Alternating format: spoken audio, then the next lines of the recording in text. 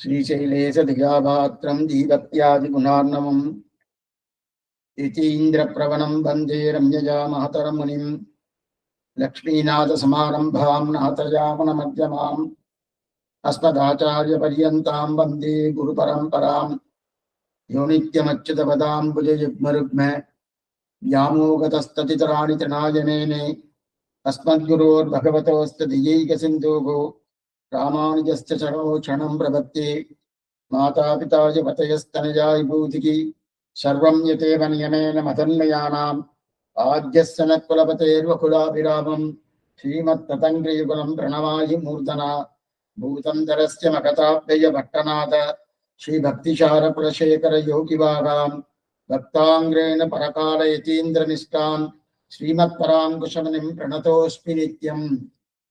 முன்னந்திருவாய் மொழிப்பில்ல தான் உபதேசித்த நேர் தன்னின்படியை தனவாத சொல் மணவாளமுனி தன் அன்புடன் செய் உபதேச ரத்தினமால தன்னை தன்னெஞ்சி தன்னில் தரிப்பவர் கால்கள் தரன் நமக்கே. இந்த உபதேச ரத்தினமால தன்னை சிந்ததன்னில் நாளும் சிந்திப்பார் எந்த எதிராதொரு இன்னருளை கென்று விளக்காகி சதிராக வாழ்ந்திடுவார்தாம். ఈ ఉదయ రత్నవాలు అనేది 73 పాసురాలు అనుగ్రహించారు స్వామి మనవాళ్ళమని. ఇప్పుడు మనం 73వ పాసురం అనుభవించాల్సిందికి వచ్చిన్నాం. అటైతే దీంట్లో ఉపదేశ రత్నమాలలో శ్రీవచన భూషణ దివ్య శాస్త్రం ఏం చెప్తుంది, అదిదా దీంట్లో ప్రధాన తాత్పర్యం. దాన్ని చెప్పటానికి కోసమే విశదవాక్షికామనేన మనవాళమని శ్రీవచన భూషణ దివ్య శాస్త్రం కోసమే ఈ ఉపదేశం వారు అనుగ్రహించారు. అయినా కూడా దాంట్లో ఆళ్వార్లు అని, అదే ప్రకారం ఆచార్యులు అని, దాంట్లో ప్రథమ పర్వ నెట్టే చరమ పర్వ నెట్టే ఈ రకరకాలుగా ఇదంతా ఏం జరిగింది, అది ఎలా వచ్చింది, ఎవరు ప్రథమపురం నెట్టే ఆచారులు, ఎవరు చరమపురం నెట్టే ఆచారులు, వాళ్ళకు ఉండే వైభవం ఏమి, వాళ్ళు ఏ ఊర్లో అవతారం చేశారు, ఎట్లట్ట ఏదేది అనుగ్రహం చేశారు, నారాయణ దివ్య ప్రబంధాన్ని అది అన్ని తెప్పించారు.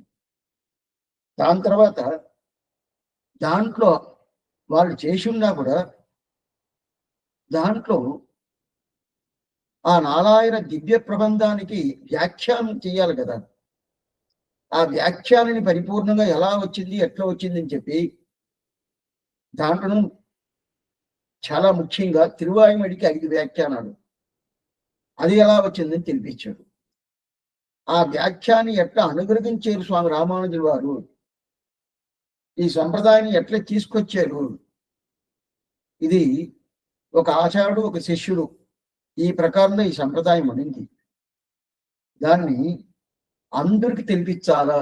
ఆశయుడయోర్కల్లాం ఆర్యర్గాల్ కూరవెన్ను పేషి వరం బరుత్తార్పిని చెప్పి అందరికి తెలిపించాలనే ఒక అభిప్రాయంతోనే అది ఎలా తీసుకొచ్చాడో దాన్ని చెప్పాడు.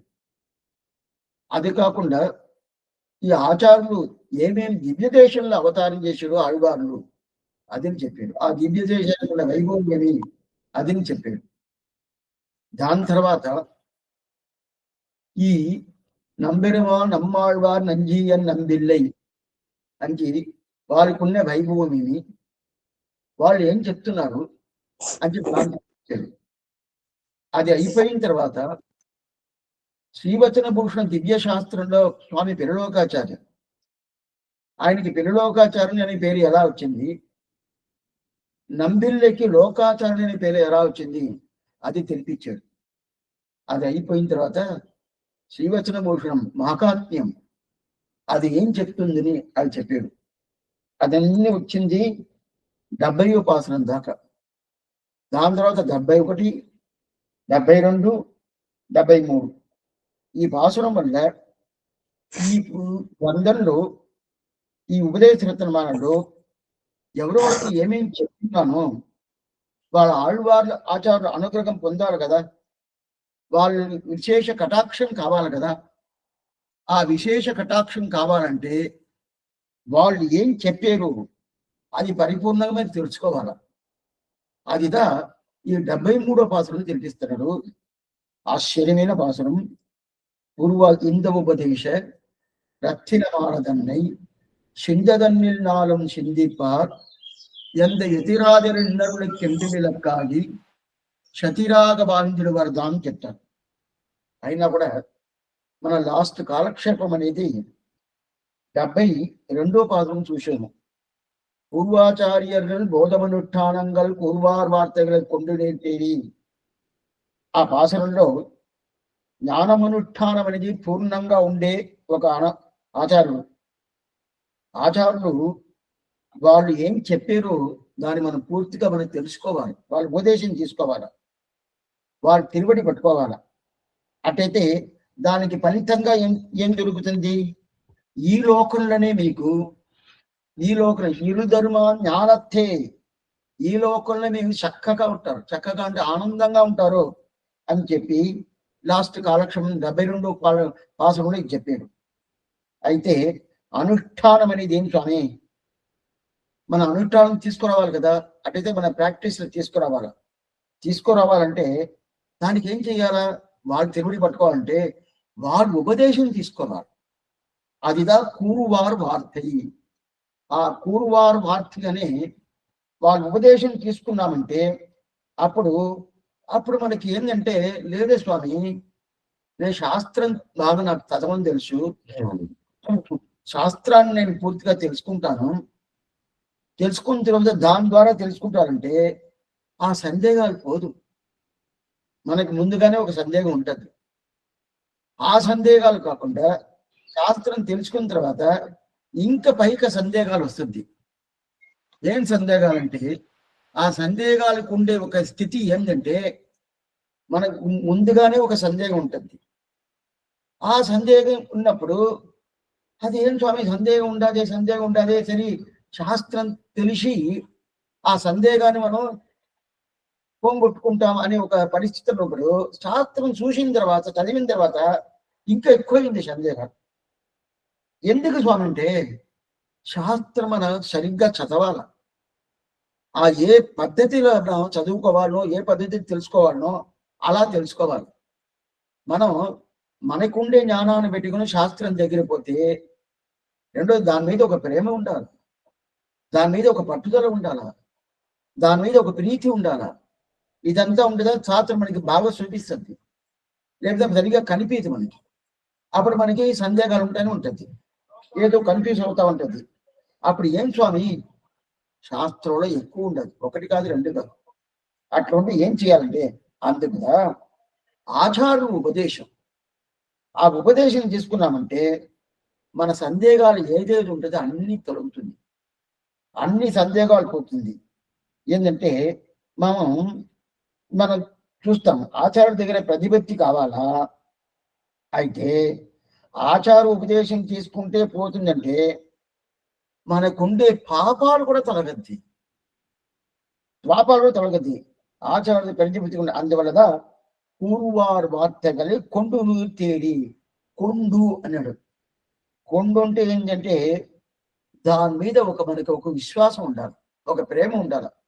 ఓ పెద్దవాళ్ళు ఈ మాట చెప్పారే, ఎంత మంచి మాట, ఇంతవరకు ఆ మాట వల్ల మనం వినలేదే, ఇది లేదంటే మనకి ఉజ్జీవనం లేదే అని దాని మీద ఒక విశ్వాసం ఉండాలి, ఒక పట్టుదల ఉండాలి. పూర్వారు వార్తగలి కొండు నీరు తేరి. నీరు తేరి అంటే అటైతేనే దాన్ని తెలుసుకొని దాని తర్వాత మనం ఉజ్జీవనం కావాలంటారు.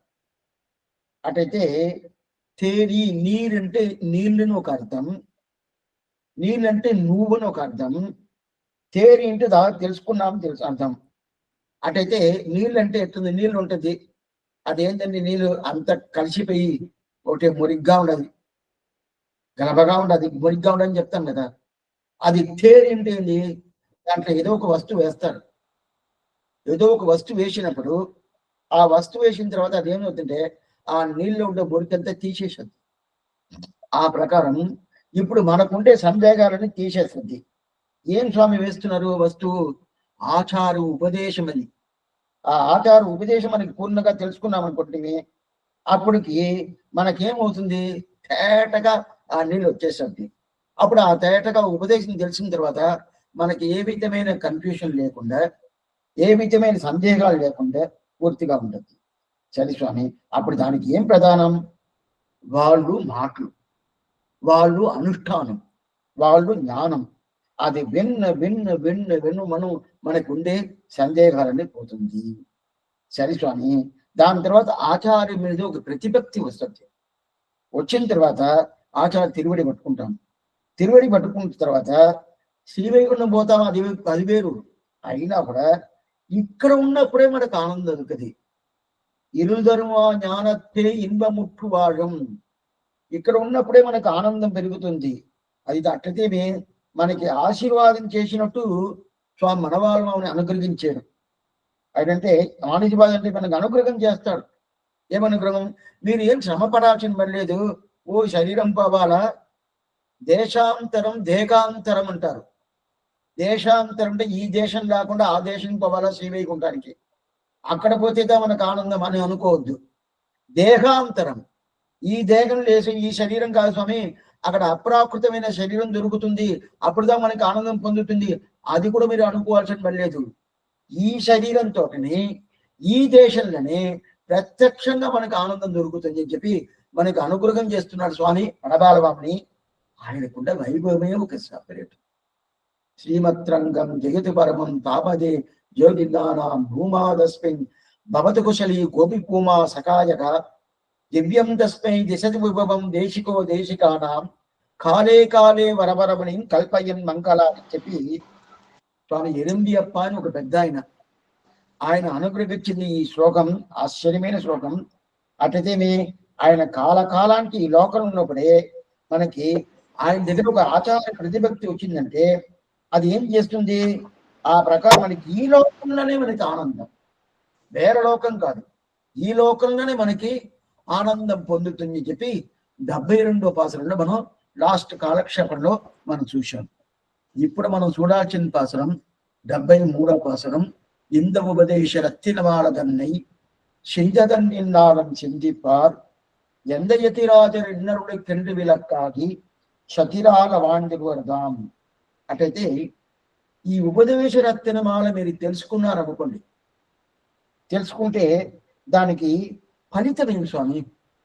మేము ఇన్ని కాలక్షేపాలను మేము ఉన్నాము, ఈ అర్థమంతా తెలుసుకున్నాము. తెలుసుకున్న తర్వాత మాకు ఫలితం ఏమి? దాని కదా ఫలితం కావాలి కదా. ఏం లేదు, రామానుజుల వారి అనుగ్రహం పరిపూర్ణంగా మీకు దొరకదు.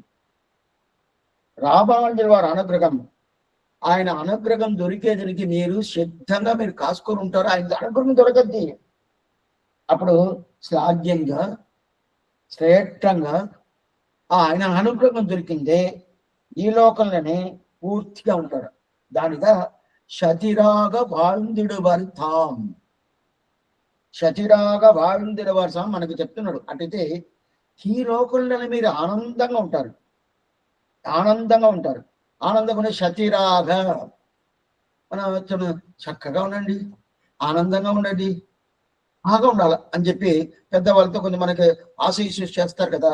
అదే ప్రకారం శతిరాగ వాళ్ళు మనవాళ్ళ మనకి అనుగ్రహం చేస్తున్నాడు, మంగళాశాసనం చేస్తున్నాడు. మనకి బాగుంటారు అని చెప్పి ఇప్పుడు పదపదార్థాలు ఒక్కొక్క శబ్దానికి ఏం అర్థం అనేది చూస్తాం. దీంట్లో ఇంత ఉపదేశ రత్నమాలదన్నై సిందదన్నిన్నాళం చిందిప్పార్ని ఈ పాసనం స్టార్టింగ్. ఇంద అంటే ఏం చేస్తున్నా? ఈ ఉపదేశ రత్నమాల, ఈ ఉపదేశ రత్నమాల. అప్పుడు ఈ ఉపదేశ రత్నమాల అంటే ఏం అర్థం? కొంచెం ఇది బాగా వినాలి మీరు. ఈ ఇందంటే ఈయన అర్థం. ఈ ఉపదేశ ఇదిగో ఇది చెప్తాం కదా. అదే ప్రకారం ఇప్పుడు మన వాళ్ళ నుంచి ఇదిగో ఈ ఉపదేశ రత్నమాల అని అంటారు. ఇంద అనే శబ్దానికి మన తెలుగు భాషలో అది. ఈ ఉపదేశ రత్నమాల అంటే ఏమర్థంటే ఇంతవరకు 72 పాసరాలు చెప్పాను కదా, ఇది 72 పాసరాలు చేశాను కదా. దాన్ని అన్ని పూర్తిగా ఆలోచించి చూడండి. 72 పాసరాలు ఆలోచించి చూడండి. అయితే మనం దీనికి ముందే 60వ పాసరం ప్రారంభించి 70వ పాసరం దాకా అది ఏమేమి అర్థాలు ఆ పాసరంలో చెప్పిందని మనం దీనికి ముందు మనం చూసినాం. ఒక 2-3 పాసరాలకు ముందు అది మనం చూసినాం. అద్ద పేటికా భాగం పేరు.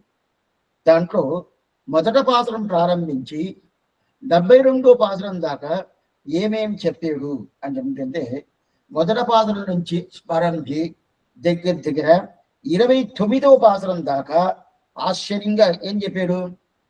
29వ పాసరం దాకా ప్రథమ పర్వనిట్టే చరమ పర్వనిట్టే వీళ్ళు ఇద్దరు ఆళ్వార్లు, వీళ్ళు ఇద్దరు పాసురాలు, వీళ్ళు ఇద్దరు ఎలా ఎట్లా అవతారం చేశాడు, అదే ప్రకారం వాళ్ళు ఏ నక్షత్రంలో అవతారం చేశాడు, ఏ మాసంలో అవతారం చేశాడు, ఇదన్నీ చెప్పాడు.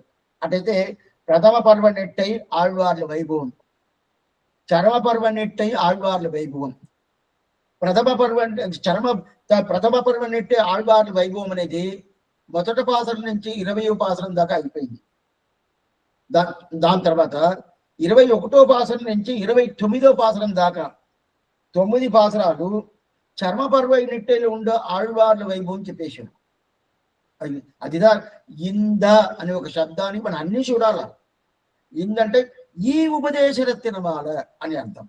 అప్పుడు ఈ ఉపదేశరత్నమాల అంటే దీమే 72 పాసరాల దాకా చూడాలి. అని పూర్తిగా చూడబోయేది అటంటే పైతో ఏదేంటి మనం చూసేది చెప్పేస్తాం. అప్పుడు మొదటి పాసరం నుంచి 20వ పాసరం దాకా பிரதம பருவனெட்டை பொய்கையார் பூதத்தார் பேயார் புகழ்மடிசை ஐயன் అరుల్మారన్ చేరలర్గోన్ తుయ్యపట్టనాథన్ అన్బర్దాల్ తూలి నర్పానన్ నన్కడియన్. వీళ్ళు ఈ ఆళ్వార్ల వైభవమేమి, అవతార క్రమమేమి, ఏ మాసంలో అవతారం చేసి చెప్పేశాడు. 29 నుంచి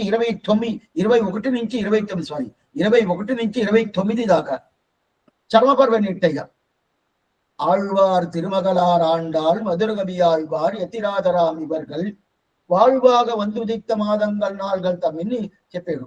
దాంట్లో ఏం చెప్పాడు, ఆళ్వార్ తిరుమగలని అని చెప్పే గోతనాచ్యారు వైభవమేమి, దాని తర్వాత మధురగవి ఆళ్వార్ వైభవమేమి, దాని తర్వాత ఆళ్వార్గల్ గోటిలు లేకుండా ఉండే స్వామి రామానుజుల వారు అయితే మనవాళమామని ఆళ్వార్గల్ గోష్ఠుల్ని చేర్చేశాడు ఈ పాసురంలో, ఈ గ్రంథంలో, ఉపదేశ గ్రంథంలో.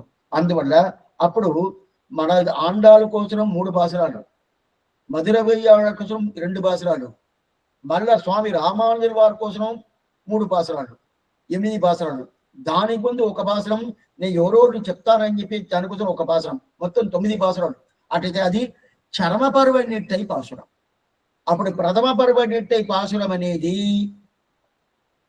ఎవరిది, మిగతా ఆళ్వారిది. వాళ్ళంతా భగవంతుడే దేవుడు అని చెప్పి పెట్టుకున్న వాళ్ళ ఆళ్వారి గురించి చెప్పేశాడు 20 పాసురం దాకా. 21 నుంచి 29 దాకా చర్మపర్వ నెట్టే పాసురం చెప్పేశాడు. దాని తర్వాత 30, 31, 32, 33 ఈ 4 పాసురం వల్ల ఆళ్వార్లు ఏమేమి క్షేత్రంలో అవతారం చేశాడు, ఆళ్వార్లు ఏమేమి క్షేత్రంలో అవతారం చేశాడు అని చెప్పి అది క్షేత్ర మాహాత్మ్యం. ఎన్నరం షీర్ పొయ్గ మున్నోర్ ఎవ్వులగిల్ తోன்றியவோ வன்மமிகு கச்சிமல்லை மாமயலை மல்லியில் நீர்த்தேங்கும் குறையலூர் சீர்கழியன் தோன்றியவோ ఓంగు మురయూర్ పానోను ప్రారంభించి 30వ పాసరం ప్రారంభించి 33వ పాసరం దాకా ఆళ్వార్లు ఏమేం పాసరం, ఏమేం క్షేత్రంలో ఏమేమి దివ్య దేశంలో అవతారం చేశారని చెప్పేశాడు.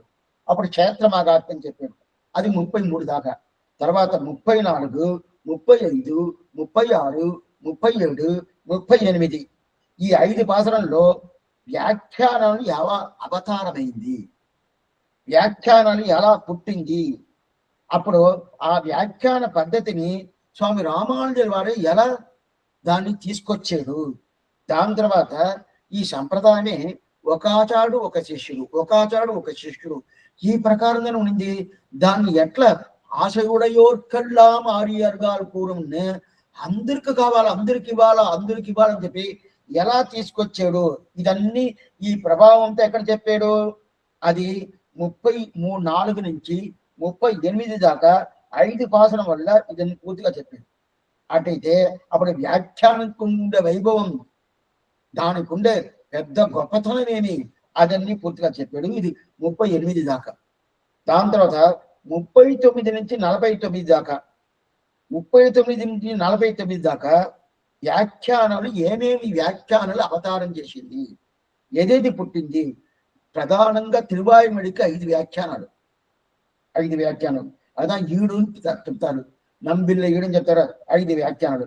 దాని తర్వాత ఆ ఈడుంటే నంబిల్ల వ్యాఖ్యానం ఈడు మహాప్రవేశం అంటారు. ఆ ఈడు అనేది ఎలా మనకు దొరికింది దగ్గర దగ్గర నంబిల్ల కాలక్షేప అయిపోయిన తర్వాత 100 సంవత్సరాల తర్వాత మనకి ఆ ఈడు మనకి దొరకలేదు. నంబిల్ల వద్దుని చెప్పేసాడు. తర్వాత దేవప్రభ అనుగ్రహం వల్ల దొరికింది కదా. అయినా కూడా అది ఎలా దొరికింది, ఎట్లా దొరికింది, అది ఏ ప్రకారం చెప్పిన ஆங்கவர்பால் பெற்ற சிறியாழ்வான் அப்பின்னை தாம் கொடுத்தார் தம்மகனார் தம் கையில் பாங்குடனே நாடூர் பிள்ளை కవర్దాన్ నల్లమగనార్ కవర్దాన్ మేలోర్కిందార్ అవరే మిక్కని చెప్పి అది ఎలా వచ్చింది అదంతా చెప్పాడు. అది చెప్పింది ఎట్లా వచ్చింది 39 నుంచి 49 దాకా. దాంట్లోనే ఈ తిరువాయుడి వ్యాఖ్యానం ఒకటే కాదు, నారాయణ దివ్య ప్రభుని పూర్తిగా వ్యాఖ్యానం ఉండాలి కదా. అప్పుడు పెరియవాచర్మలు ఎలా వ్యాఖ్యానం అనుగ్రహించాడు, నంజీరి ఎలా వ్యాఖ్యానం అనుగ్రహించాడు, అడగియ మనవాళ్ళ పెరుమాళ్ నాయనార్ ఆయన ఎలా వ్యాఖ్యానం అనుగ్రహించాడు, దాని తర్వాత వాదికేసరి అడగియ మనవాళ్ళ జియర్ ఆయన ఎలా వ్యాఖ్యానం అనుగ్రహించాడు. ఇదన్నీ 39 నుంచి 49 పాసురం దాకా ఇది చెప్పాడు. దాని తర్వాత 50, 51, 52 ఈ 3 పాసురం వల్ల పిరలోకాచారికి తిరునామం వచ్చింది కదా. అది ఎలా వచ్చింది? దానికి ముందు నంబిల్లెకు లోకాచారుడు పేరు వచ్చింది. అది ఎలా వచ్చింది? ఇదంతా ఎట్లా వచ్చింది, ఎలా వచ్చింది అని చెప్పి ఆ వడక్క తిరువీధి పిల్ల ఎలా ఆయనకు అనుగ్రహించాడు అని చెప్పి 50, 51, 52 ఇంతవరకు అది చెప్పాడు. దాని తర్వాత 53 నుంచి 59, 53 నుంచి 59 అంతవరకు శ్రీవచనభూషణ మాహాత్మ్యం, శ్రీవచనభూషణం సారాంశమేమి, దాని వైభవమేమి, దాని గురించి ఇది ఏమి, ఆ వైభవం శ్రీవచనభూషణ గ్రంథానికి ఉండే వైభవం ఏమి అని చెప్పి దగ్గర 7 పాసనం వల్ల అది చెప్పాడు. దాని తర్వాత 60 నుంచి 70 దాకా దీంట్లో శ్రీవచనభూషణ సారాంశం. ఇప్పుడు చూడండి, దీంట్లో 53 నుంచి 59, 53 నుంచి 59 7 పాసరాలు అని చెప్పాడు. 60 నుంచి 70 11 పాసరాలు, 7, 11, 18 పాసరాలు. ఈ 18 పాసరాలు శ్రీవచనభూషణం కన్నా పెట్టాడు స్వామి మనవాళ్ళ నుండి. ఎందువల్ల 18 ఏం స్వామి లెక్క అంటే, ఆయన అష్టాదశ రహస్యంగా అనే ఒక 18 రహస్య గ్రంథాలు అనుగ్రహించారు స్వామి త్రిలోకాచార్య. ఆ 18 ఆయన ఎట్లా 18 అని చెప్పి ఒక లెక్క పెట్టుకొని అనుగ్రహించారు, అదే ప్రకారం స్వామి మనవాళ్ళ మామను 18 లెక్క పెట్టుకొని 18 పాసరం వల్ల శ్రీవచనభూషణమేమి, స్వామి త్రిలోకాచార్య వైభవమేమి అన్ని దాన్ని తీసుకొచ్చేసాం. అప్పుడు 60 పద, అప్పుడు 60 నుంచి 70 దాకా శ్రీవచనభూషణ సారాంశం అంటే ఏ సూత్రం ఏమేమి చెప్తుంది, ముఖ్యంగా ఏదేది ఏమేమి చెప్తుంది అని చెప్పి చెప్పేశాడు 70 దాకా. ఇప్పుడు కరానా 71, 72, 73 ఇదంతానే పూర్వాచారుల అనుగ్రహం పరిపూర్ణం మనం పొందాలి. అది ఎట్లా తీసుకోవాలా, వాళ్ళు పొందుకోవాలా, వాళ్ళ అనుగ్రహం తీసుకోవాలా. వాళ్ళ అనుగ్రహం తీసుకోవాలంటే ఏం స్వామి చేయాలా, వాళ్ళ మాటలు వినాలా, వాళ్ళ అనుష్ఠానం మనం తీసుకురావాలా, వాళ్ళకు ఉండే జ్ఞానం మనకు కావాలని చెప్పి వాళ్ళ దగ్గర కోరుకోవాలా, ప్రార్థన పెట్టుకోవాలి కదా. ఇదిదా దాంట్లో చెప్పాడు. దాంట్లో ఇప్పుడు మనం చూడాల్సింది 73వ పాసనం. இந்த உபதேச ரத்தினமால தன்னை செஞ்சதன்னில் நாளும் செஞ்சிப்பார் எந்த எதிராத ఎన్నరులై కెండ్రి విలక్కాది తతిరాగ வாழ்ந்திருவார் అని చెప్పేసాడు. సరే స్వామి, ఇప్పుడు వాళ్ళోళ్ళు తిరువళ్ళలోని కాలక్షేపం విని ఉంటారు, పాసరాలు చదివి ఉంటారు, ఏదేదో ఉంటది కదా. ఇది రోజు చెప్పాలంటారు. నాలుగు సింధిపార్, ఇది చాలా ముఖ్యం. నాలం సింధిపార్ అంటే 4 అంటే రోజు దీన్ని చెప్పుకోవాలా, దీన్ని తెలుసుకోవాలా. స్వామి మాకు చెప్పటానికి అంత టైం లేదు, ఏదో పనిలో ఉంటామని తెలుసుకుంటే కదా చాలు. రోజు తెలుసుకోవాలా. రెండోది ఇది నిత్యానుసంధానం, ప్రధానంగా తెలుసుకోవాలి. ఇది నిత్యానుసంధానం, నిత్యం అనుసంధేయం అంటారు. నిత్యం అనుసంధేయం అంటేనే ఎప్పుడు తెలుసుకోవాల్సిందే, తెలుసుకోకుండా ఉండేది అనేదే లేదు, ఎప్పుడు తెలుసుకునే ఉండదు. అందువల్ల ఎప్పుడు తెలుసుకోవాలని చెప్పి వ్యాఖ్యాత రాసినారు. ఎప్పుడు తెలుసుకోవాలా, చిందదన్నిల్ నాలం చిందిపార్ అంటే తలుసుకోండి అని చెప్పాడు. కానీ అయితే వ్యాఖ్యాత చెప్పి మీరు చెప్పాలంటారు. చిందదన్ని అని చెప్పాడు. అప్పుడు ఒక్కొక్క రోజు మనం దీని గురించి చెప్తాలా ఉంటారు. ఎట్లా జప్తవ్యం గురు పరంపరయం ద్వయమం అంటారు. అటైతే మనం తలుచుకుంటే ఉంటా అనవర్థం దాని గురించి తలుచుకుంటూ ఉండాలి కదా. ఏదో ఒక్కరోజు ఉపదేశిస్తున్న వాళ్ళు తెలుసుకున్నాను స్వామి, మిగతా రోజంతా అక్కర్లేదంటే అట్లంతా కాదు. రోజు నాలం సిందిపార్ ఆ శబ్దం చూడండి. సిందదన్ని నాలం సిందిపార్ అటైతే సిందిపార్ అంటే ఎందుకు దాన్ని తలుచుకోవాలా. సేవి ఏమిటే మనం ఏమనుకుంటాము, 73 పాత్రలు రోజు ఎలా స్వామి సేవించేది, నాకు టైం ఉంటుందా, నాకు టైం ఉంటుందా, ఏదో మీరు చెప్పేసిపోతా ఉంటారు అని టైం ఉంటుంది మనం అడుగుతాం కదా. అందువల్ల ఏం చెప్పేసి మనవాళ్ళని సిందిప అంటే తలుసుకోండి, పూర్తిగా తలుసుకోండి, ఒకసారి చెప్పండి తెలుసుకోండి అని చెప్పిన. అటైతే ఇది తెలుసుకోవాలి జన. ఆ రత్నమాల ఉండే ఆచారణ గురించి ఎప్పుడు మీరు ఆలోచిస్తూ ఉండండి. ఆ అభిమానం పెట్టుకోండి. అభిమానం పెట్టుకొని దాన్ని మీరు మనసులో పెట్టుకుంటే అదే ఫలితం నాలం చిందిపార్. అందువల్ల దాన్ని తెలుసుకోండి అని చెప్తున్నాను అని చెప్పాడు. ఇప్పుడు దీంట్లో ఆశ్చర్యమైన వ్యాఖ్యానం చదువుతాను. ఒక్క విషయం దీంట్లో ఎవరంతా దీన్ని తెలుసుకొని ఉంటారో వాళ్ళు వచ్చి వాళ్ళు అవుతుంది, పితాపుత్ర సంబంధం వస్తుంది అంటారు. నిన్న దీంట్లో కాలక్షేపాది చూశానంటే తెలుగులో నేను చెప్పాల, అది ద్రావిడ భాషలో చెప్పాను అనుకోండి. ఇప్పుడు పితాపుత్ర సంబంధం, స్వస్వామి సంబంధం, శేషశేషి సంబంధం, ఈ 3 సంబంధం మనకి పూర్ణంగా అర్థమవుతుందంట. ఇది ఈ ఉపదేశరత్నం మనం తెలుసుకుంటేనే.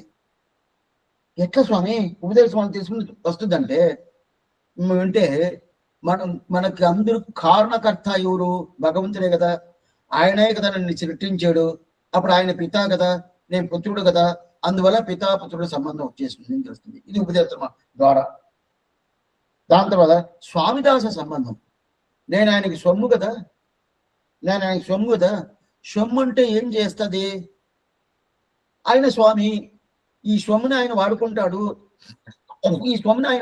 కదా. దానికి ఏం పేరు, స్వామిదాస సంబంధం పేరు. అటైతే ఈ ఉపదేశరత్నం మనం తెలుసుకున్నామంటే భగవంతుడికి మనకి ఉండే స్వామిదాస సంబంధం వచ్చేసింది. అదే ప్రకారం భగవంతుడికి మనకు ఉండే పితాపుత్ర సంబంధం వచ్చేసింది. దాని తర్వాత భగవంతుడికి మనకు ఉండే శేషశేషి భావ సంబంధం. శేషశేషి భావ సంబంధం అంటే భగవంతుడు శేషి, నేను శేషభుజుడు, నేను కైంకర్యం చేయాల్సినోడు. అతను ఎవరు ఉంటాడు, అతను శేషి, పెద్ద ఆయన నేను కైంకర్యం చేయాలి కదా. అప్పుడు ఈ సంబంధం 9 సంబంధాలు, నవవిధ సంబంధం స్వామి పిల్లలోకాచార్య చెప్తాడు. ఆ నవవిధ సంబంధం పూర్తిగా వచ్చేసింది భగవంతుడితో కూడా. సరే స్వామి వస్తే ఏమి, అది పెద్ద విషయం కాదు. భగవంతుడితో నవవిధ సంబంధం వస్తే పెద్ద లాభం కాదా, అప్పుడు వదిలేసండే. దానికన్నా స్వామి ఎంబెరుమానాతో 90 సంవత్సరాలు 90 సంబంధాలు వస్తుంది. 1, 2 కాదు, భగవంతుడితో పాటు మనకి 9 సంబంధాలే, దానిపైన లేదు. అయితే స్వామి ఎంబెరుమాన రామానుజ వారితో పాటు 90 సంబంధాలు వచ్చేస్తుంది. అదేం స్వామి ఎంత ఉంటుంది అన్ని సంబంధాలు ఏమిటే, అందుకంటే ఏమిటే ఆయన కృపకి మనం పరిపూర్ణమైన పాత్రభూతులు అయిపోతాం. భగవంతుడు కృప కన్నా భాష్యకారులు కృప ప్రధానం. ఏమంటే భగవంతుడు కృప ఎప్పుడు ఉంటుందని చెప్పను కాదు, స్వతంత్రుడు ఎప్పుడు ఉంటుందని చెప్పను కాదు. అప్పుడు లేని టైంలో ఏమైపోద్ది, మనం ఎక్కడిని పెట్టాలని రావద్దు. అయితే ఆచార్యుడైన స్వామి భాష్యకారులు రామానుజుల వారు యతిరాజులు, ఆయన కృప ఎప్పుడు ఉంటుంది. ఆయన కృప ఎట్లా ఉంటుంది, చల్లగా ఉంటుంది, చంద్రులాగా ఉంటుంది. అట్లా చంద్రుడిగా ఉండే అది ఏంటంటే ఆ కృపకి మనం పరిపూర్ణంగా అయిపోతాం. ఇదిదా ఎంత యతిరాజర్ ఇన్నరులు కెండ్రి మిలక్కాగి, ఇన్నరులకు అని చెప్పారుగా. సరే స్వామి, దీంట్లో చల్లగా ఉండే కృప ఉండదా, అది వేడిగా ఉండే కృప ఉండదా? కృప ఉండే అంతే చల్లతనమే కదా. కాదు, ఇప్పుడు మనంగా పోయి ఆచార్య తిరువుడి పట్టుకున్నాం అనుకోండి, మనంగా పోయి ఆచార్య తిరువుడి పట్టుకున్నాం అనుకోండి, ఆ కృప ఎలా ఉంటుంది అంటే సుమారుగా ఉంటుంది, పెద్ద గొప్పతనంగా ఉంటుంది. ఆచార్యగా వచ్చి మనం తీసుకున్నాడు అనుకోండి, అద్ద ఆచార్య అభిమానం. ఆచార్య వచ్చి మనం తీసుకున్నాడు, ఆయనకి మన మీద ఒక కృప పెట్టుకొని మనం తీసుకున్నాడు అనుకోండి, అదేంది అద్ద ఎన్ని అరువులు పేరు. అరులు అంటే కృప, ఎన్నరు అంటే పరమకృప. ఆ కృప అనేది మనంగాపై ఆయన తిరువడి పట్టుకునేది. మనంగాపై ఆయన తిరువడి పట్టుకుంటే దానికి స్వగత స్వీకారం అని పేరు. నేను పోయి పట్టుకున్నాను స్వామి అని చెప్పి స్వగత స్వీకారం పేరు. స్వామి రామానుజుల వారు వచ్చి మనకి అనుగ్రహం చేసాడు అనుకోండి, ఓ ఇవిడికి మనల్ని వస్తే మరి గతి లేదు, ఎట్ట తిరుగుతున్నాడు, ఏది లేకుండా తిరుగుతున్నాడే, ఇతన్ని రక్షించే కావాలని చెప్పి ఆయన నిర్గేతిక కటాక్షం వల్ల మనకు రక్షణ దొరుకుతుంది కదా, దానికి పరగత స్వీకారం అని పేరు. స్వగత స్వీకారం, పరగత స్వీకారం. స్వగత స్వీకారం అంటే మనం ఆయన దగ్గరికి పోయేది, పరగత స్వీకారం అంటే ఆయన మన దగ్గరికి వచ్చేది. మన దగ్గరికి వచ్చేది ఆయన అనుగ్రహం, మన ఏది లేకుండా ఆయన అనుగ్రహం మన మీద పడద్ది. ఇది స్వగత స్వీకారం అంటే ఆయన దగ్గర పోయి చేయండి నాకు అని చెప్పి కోరుకుంటాం కదా, అది. దీంట్లో ఏదంటే ప్రధానం అంటే స్వగత స్వీకారం కన్నా పరగత స్వీకారం ఉనింది అనుకోండి, అదిదా ఇన్నరుள். எந்த எதிராதர் இன்னருளைக்கென்று மிளக்காதி. ఇన్నరుள், ఇన్నరు అంటే పరమకృప. అప్పుడు ఆయన మన దగ్గర వచ్చాడంటే అద్దా పరమకృప. ఆ కృప కొంచెం కూడా శ్రమేమో ఉండదు. ఇప్పుడు అరుళ్ అనే మన ఆయన దగ్గర పోయామనుకోండి, ఆ కృప అనేది కొంచెం శ్రమమైన కృపగా ఉంటుంది, కొంచెం కష్టమైన శ్రమ ఈ కృపగా ఉంటుంది. కష్టమైన కృప అంటే ఏం స్వామి, అటైతే ఏంటంటే ఆయన దగ్గర ఆయన మన మీద అభిమానం పెట్టుకుంటేగా మనకు జీవనం. మనం ఆయన మీద ఏదో అభిమానం పెట్టుకున్నాం, అప్పుడు పెట్టుకోకూడదు అంటారా? పెట్టుకోవాలా. ఆ అభిమానం ఎలా ఉండాలి తెలుసా? మన ఆయన మీద పెట్టే అభిమానం ఎట్లా ఉండాలంటే, నేను ఆయన దగ్గరికి పోలేదంటే కూడా ఆయన నా దగ్గర వచ్చేయాలి, ఆయన నాకు అనుగ్రహం చెయ్యాలి. ఆ ప్రకారం అదేంది అభిమానం ఉండాలి. ఆ అభిమానంతో ఆచార్య అభిమానం. అప్పుడు స్వగత స్వీకారంగా ఉండకూడదు, భగవత్ స్వీకారంగా ఉండాలి. స్వగత స్వీకారం ఉంటే సూర్యుడు ఎలా ఉంటుంది స్వామి, ఎలా ఉంటుంది, నెప్పులాగా ఉంటుంది అయింది. ఇంకొక 2 నెలలు ఏంటంటే నెప్పులాగా ఉంటుంది, ఆ ప్రకారం ఉంటుంది. పరగత స్వీకారం ఎలా ఉంటుంది, చంద్రుడిలాగా ఉంటుంది, ఆ చంద్రుడిలాగా పూర్తిగా ఉంటుందిగా. అదిదా ఇన్నరుள். ఎంత ఎతిరాదరి ఇన్నరుள் అంటే అట్లాంటి ఇన్నరుள். అప్పుడు ఈ ఉపదేశరత్న వాళ్ళ ఎవరంతా తలుచుకుంటారో, ఎవరంతా సేవిస్తారో వారికి పరిపూర్ణమైన రామానుజుల వారి అనుగ్రహం దొరుకుతుంది. ఎందుకంటే గురు పరంపర మనం తలుచుకొని వాక్య గురు శ్లోక గురు పరంపర చెప్తారు. వాక్య గురు పరంపర ఒకటి, శ్లోక గురు పరంపర ఒకటి.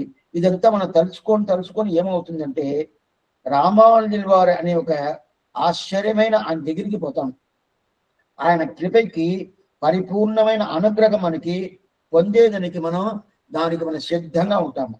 అందువల్ల మనం ఏమనుకుంటామంటే ఈ ప్రకారం ఆశ్చర్యమైన ఒక జీవనం మనకు దొరుకుతుంది. అందువల్ల అది ఎలా దొరుకుతుంది, ఎట్లా దొరుకుతుంది, ఎట్లా చేసింది, ఇప్పుడు వ్యాఖ్యానం చూస్తాం. ஆச்சரியமான வியாக்கரணம் 73ஆம் பாட்டு கடாபாசுரம் இது. நிகமத்தில் சத்சம்பிரதாய பரம்பரா பிராப்தமான சகல அர்த்தங்களையும் சர்வர்க்கும் உபதேச கடவோம் என்று உபக்கமித்து அப்படியே அதடையவும் நடந்து போந்த இப்பிரபந்தத்தை நிகமத்தருளி இப்பிரபந்தத்தால் அவயமுடையவர்களுக்கு பலத்தையும் அருளி செய்து தலை கட்டி அருளுகிறார். இந்த உபதேசரத்தில் தன்னை என்று தொடங்கி ఇప్పుడు ఇది 73వ పాసురం. మళ్ళా 74 ఒకటి ఉండదు. అయితే అది మనవాళ్ళ మామని అనుగ్రహించిన పాసురం కాదు. 74వ పాసురం అనేది ఎరింపి అప్ప అనే మనవాళ్ళ మామూలు శిష్యుడు ఆయన అనుగ్రహించిన పాసురం. అయితే అది కూడా ఈ ఉపదేశరత్నమాలో కలిసి ఉండాలి, చేర్చేసారు మన పెద్దవాళ్ళు, అది చేర్చేసారు. అదిని చేర్చి చూడాల. ఇది కాకుండా ఇంకొక శ్లోకం ఒకటి ఉంటుంది. ఇప్పుడు మనం వ్యాఖ్యానం చూస్తున్నాం కూడా, పిల్లలోకం చేస్తున్న వ్యాఖ్యానం. ఆయన గురించి ఆయన పేరుతో ఒక శ్లోకం ఒకటి చెప్పిండారు, అది మనం చూస్తాం. ఇప్పుడు ఈయనకుండే వ్యాఖ్యానం నిగమతిల్, ఇది వచ్చి సత్సంప్రదాయం పేరు. మన సంప్రదాయం సత్సంప్రదాయం. ఈ సత్సంప్రదాయం అంటే శాస్త్రోక్తమైన సంప్రదాయం. శాస్త్రం ఏం చెప్తుందో ఆ ప్రకారం జరిగే సంప్రదాయం. అందుకదా దీనికి వైదిక సంప్రదాయం అని పేరు. సత్సంప్రదాయం, వైదిక సంప్రదాయం. అటైతే ఆళ్వార్లు ఏం చెప్పారో అదే సంప్రదాయం. ఆళ్వారు సంప్రదాయం చెప్పచ్చు. అప్పుడు ఆళ్వారు సంప్రదాయం అంటే అప్పుడు శాస్త్రం లేదా, ఉభయ వేదం ఉంటుంది. సంస్కృత వేదమేమి, ద్రావిడ వేదమేమి, రెండు కలిసిన సంప్రదాయం ఇది. ఉభయ వేదాంత సంప్రదాయం. ఈ సంప్రదాయం ఎలా వచ్చిందంటే శ్రీమన్నాథముని ఆళ్వార్లు ఇచ్చేసారు. ఆళ్వార్లు ఇచ్చేసారు వేదం తమిషేదం అని చెప్పి పూర్ణంగా ఇచ్చేసారు. ఇచ్చేసిన తర్వాత ఈ సంప్రదాయం నాదముని ప్రారంభించి పరంపరగా వస్తుంది. అప్పుడే లక్ష్మీనాథ సమారంభం నాథయామున మధ్యమం అస్పద ఆచార్య పర్యంతం వందే గురు పరంపరాం అని చెప్తాం కదా. ఆ ప్రకారం ఆ లక్ష్మీనాథం ప్రారంభించి పెట్టుకోవచ్చు. ఆ పరంపర ప్రాప్తంగా పూర్తిగా వస్తుంది. అటైతే సకల అర్థం, అన్ని అర్థాలు. ఇప్పుడు మన సంప్రదాయంలో కొత్తగా స్వామి ఈయన కొత్తగా ఒక ఆచార్యుడు వచ్చాడు, చాలా కొత్త అయిన ఒక అర్థం కనిపెట్టాడు, చాలా బాగుంటది. ఆళ్వార్లు చెప్పిన దానికైతే బాగుందని చెప్పని అవుతుందే కాదు. నాదమణి ఏం చెప్పాడు, నాదమణి ఎలా చెప్పాడు, నమ్మాళ్వారు ఏం చెప్పాడు, నమ్మాళ్వారు ఏం చెప్పాడు, పిరాట్టి ఏం చెప్పిందో, అదే శయనముదలారు ఏం చెప్పిందో, శయనముదలారు ఏం చెప్పాడు, పిరాట్టి ఏం చెప్పిందో, పిరాట్టి ఏం చెప్పిందో, పెరుమాళ్ పిరాటికి ఏం ఉపదేశం చేశాడో అది అట్లనే పరంపరగా వస్తుంది. అందుకుదా లక్ష్మీనాథ సమారంభం. ఇప్పుడు మనం ఉపదేశాలన్నీ వింటున్నాం కదా, ఈ వినే ఉపదేశాలన్నీ వీళ్ళుగా రాసి పెట్టారు. మీరు వ్యాఖ్యానం అంటున్నారు స్వామి, అప్పుడు వీళ్ళు కదా రాసి పెట్టింది. అవును. అప్పుడు వీళ్ళు కదా చెప్పింది. లేదు. అప్పుడు వీళ్ళు చెప్పలేదా, వీళ్ళుగా తెలుసుకున్న మా అర్థం కాదా? కాదు. వీళ్ళకి ఆచార్య పరంపరగా వచ్చేసింది. అది నాదమణి దగ్గర మొదట వచ్చింది. నాదమణికి ఎవరు ఇచ్చారు? స్వామి నమ్మాళ్వారు ఇచ్చారు. నమ్మాళ్వారికి ఎవరు ఇచ్చారు?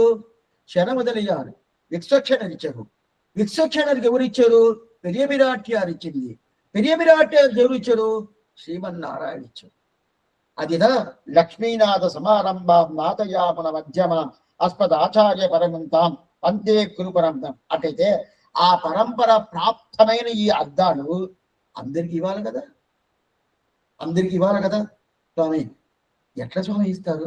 సామాన్యం కాదు అది. ఎప్పుడైనా కానీ శాస్త్రం ఒకటి చెప్తుంది, ఏక స్వాధీన భుంజీత,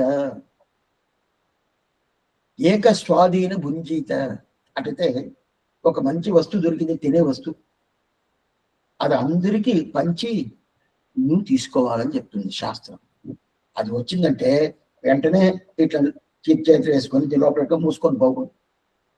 సన్నతిలతో కొన్ని మందికి ప్రసాదం ఇస్తారు కదా, ఇచ్చిన తర్వాత వాళ్ళు ఏం చేస్తారు, వాళ్ళు ఏదో తీసుకొస్తారు, దాన్ని పెట్టుకొని తీసుకుపోతారు కదా. అప్పుడు ఆయన ప్రసాదం వినియోగం చేస్తూ ఉంటారు ఎవరు? ఆ స్వాములు. చేస్తా ఉన్నప్పుడు పరిచారం చేస్తా ఉన్నప్పుడు అయిపోయింది, ప్రసాదం అయిపోయింది, ఈయన ఇప్పుడు లోపల దూరాడు. అయిపోయిందా అనుకో లోపలికి ముందుగా రావచ్చు కదా. ముందుగా రాడు.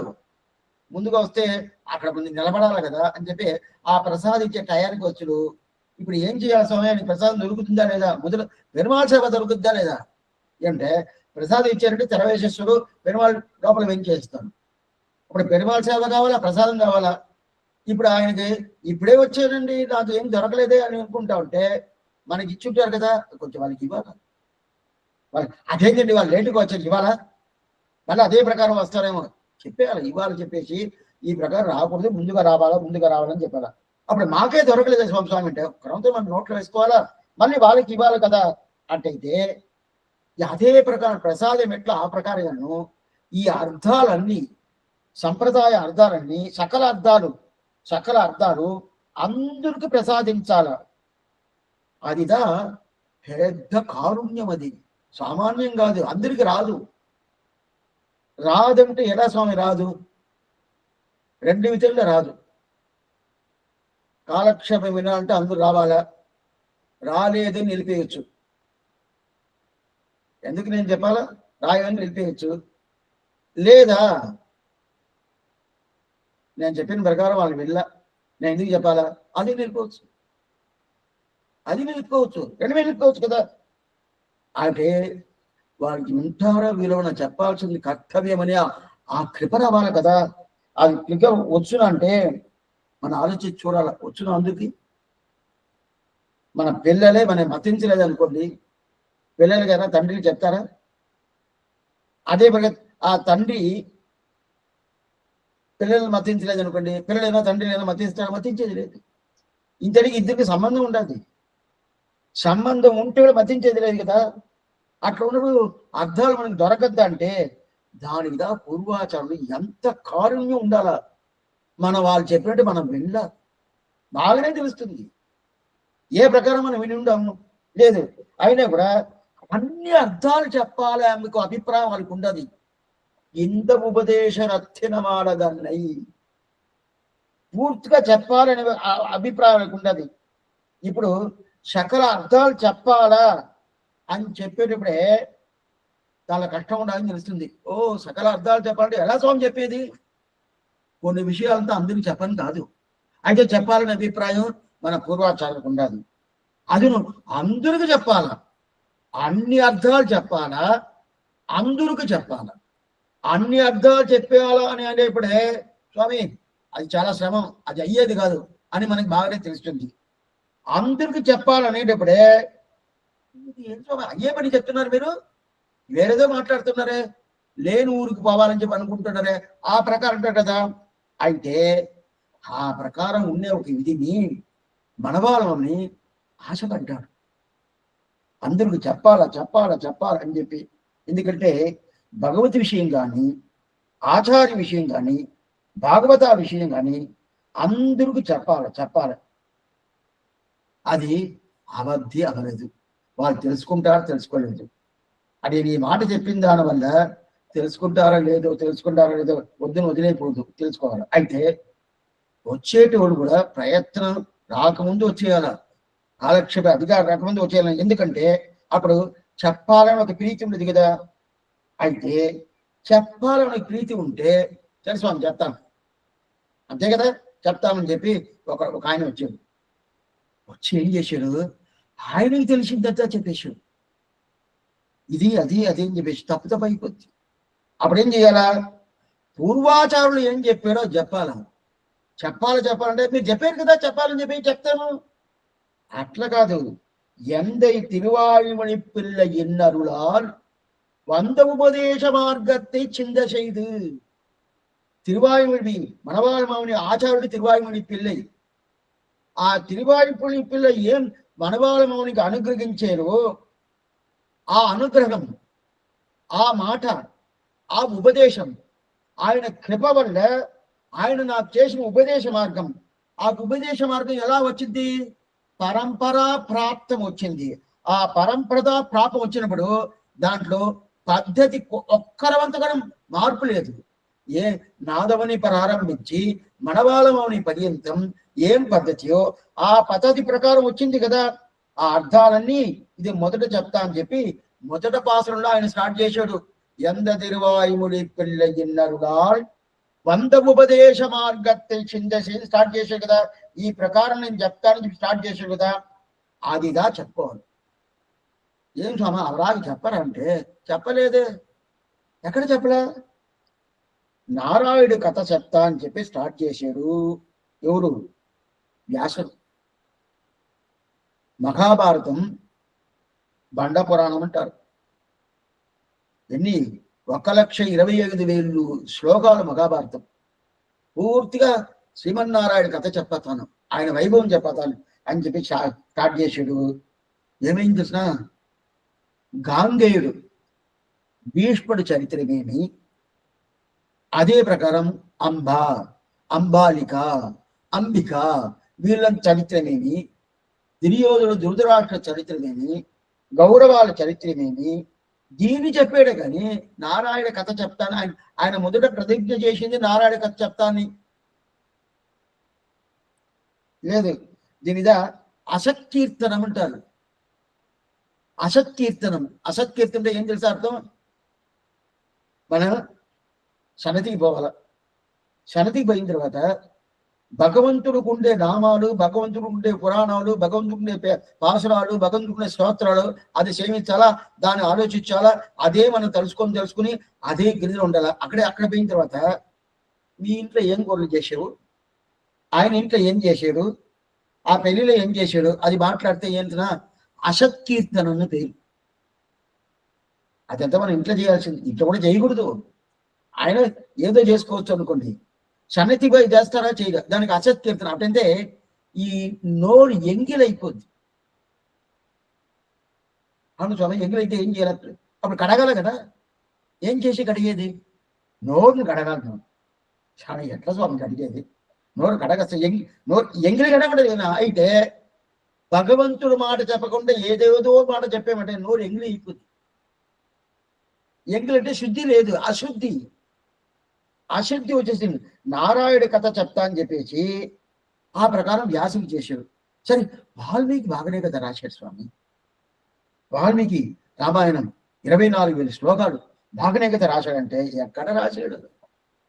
గంగోత్పత్తి, గంగా ఎలా ఇక్కడ వచ్చింది అది చెప్పాడు.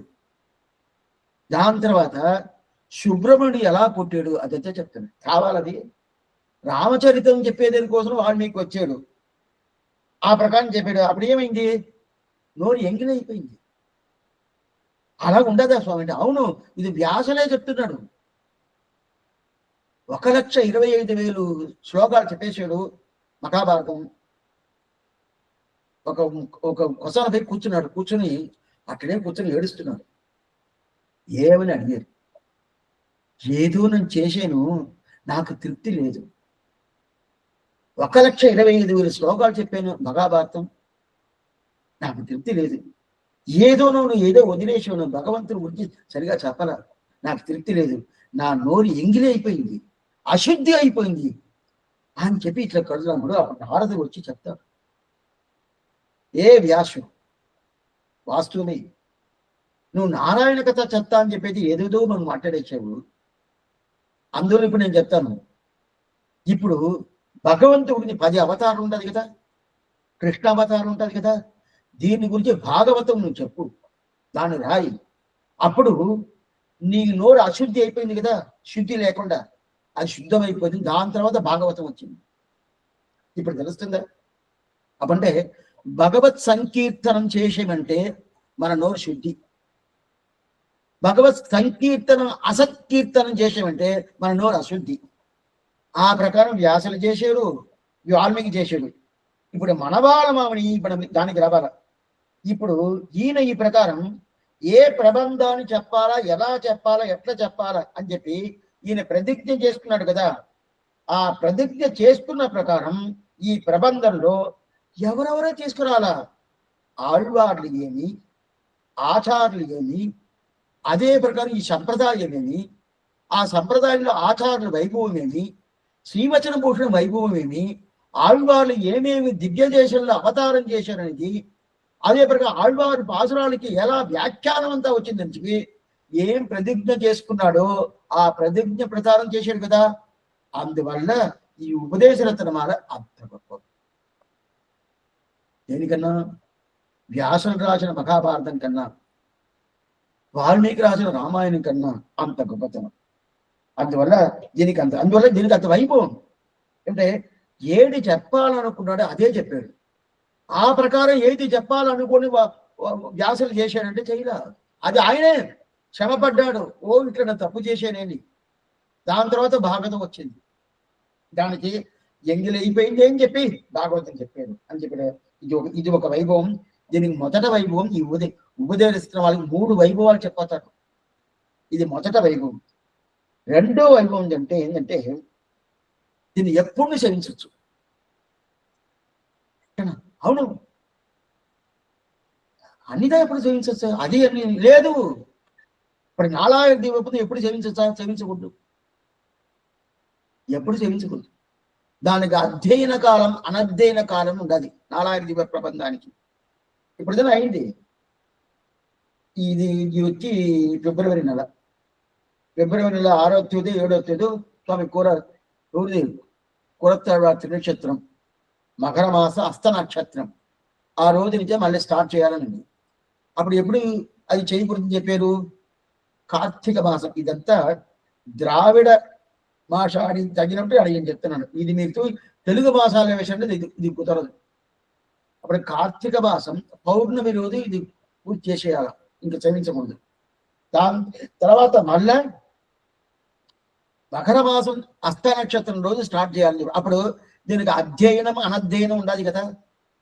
ఆ వైభవం ఏంటో కొంచెం తక్కువదా నారాయణ దివ్య ప్రబంధానికి. ఎందుకంటే ఈ కాలంలో సేవించకూడదని చెప్పేశారు కదా. అది ఒకటే కాదు, తిరుప్పావ రెండోది మన మధ్యాహ్నమైన సేవించకూడదు. ఇది వేరు ఉండదు. ఈ నిర్బంధాలన్నీ ఉండదు.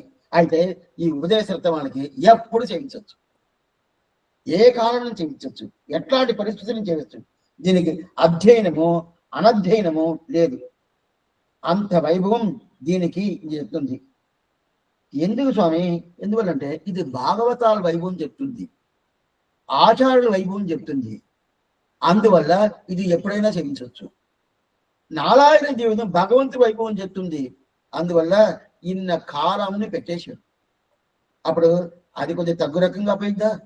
ఇప్పుడు ఈ ఉపదేశం వల్ల వైభవం స్వామి ఎప్పుడు సేవించవచ్చు దాని వైభవం. ఎందుకంటే ఇప్పుడు ఒక విషయం చెప్తాను.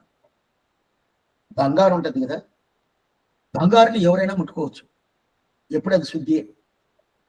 అదే మనం వచ్చి ఇత్తడ ఉంటుంది, ఇత్తడ అది ఎవరన్నా బయట వాళ్ళు ఎవరన్నా ముట్టుకున్నారనుకనే మళ్ళీ దాని తోమానం. ఆ కాలం అంతా కొంచెం పద్ధతి పెట్టుకున్నారు. ఇప్పుడు అదంతా ఏం లేదు. ఎవరోటి వాళ్ళు ముట్టుకున్నారనుకోండి, దాని ఇంటికి తీసుకొచ్చి ఆవు పేడతో శుద్ధి చేసి, దాని తర్వాత దాన్ని ఉప్పు చూసి, దాని తర్వాత తోమేసి వీళ్ళు పెద్దవాళ్ళు సన్నిధిలో వాడుకుంటారు. ఆ కాలంలో అది ఆ కాలం ఉంది. ఇప్పుడు అదంతా ఏం లేదనుకున్నాం, కుదరచండి. అప్పుడు అయితే అది బంగారం ఉంటే ఏ విధమైన అశుద్ధి అనేది, ఎవరు తాకినా కూడా అశుద్ధి లేదు. ఎవరు తాకినా కూడా అశుద్ధి అనేది లేదు బంగారుకి. అదే ప్రకారం ఇప్పుడు ఈ ఉపదేశాలతో మన బంగారు ఎప్పుడైనా సేవించవచ్చు, ఎప్పుడైనా సేవించవచ్చు. దీనికి అధ్యయన కాలం అనధ్యయన కాలం అనేది లేదు. అయితే రామానుజ నూట్రందాది నారాయణ జీవితంలో కలిసింది కాదు. ఆయన కూడా అది సేవించేది లేదు, రామానుజ సేవించేది లేదు. ఎందుకంటే దానికి వైభవం అంటే ఈ భాగవతాల విషయం. ఇది అది భాగవతాల విషయం ద్వారా ఇది పూర్తిగా సేవిస్తాను. అప్పుడు భగవంతుడి కన్నా భాగవతాల విషయం అంటే దానికి వైభవం. అందువల్ల ఉపదేశమాలు సేవించవచ్చు. ఇది రెండో వైభవం. మొదట వైభవం ఇది అనుకుంది. మొదట వైభవం ఏనిది? ఎప్పుడైనా సేవించవచ్చునేది.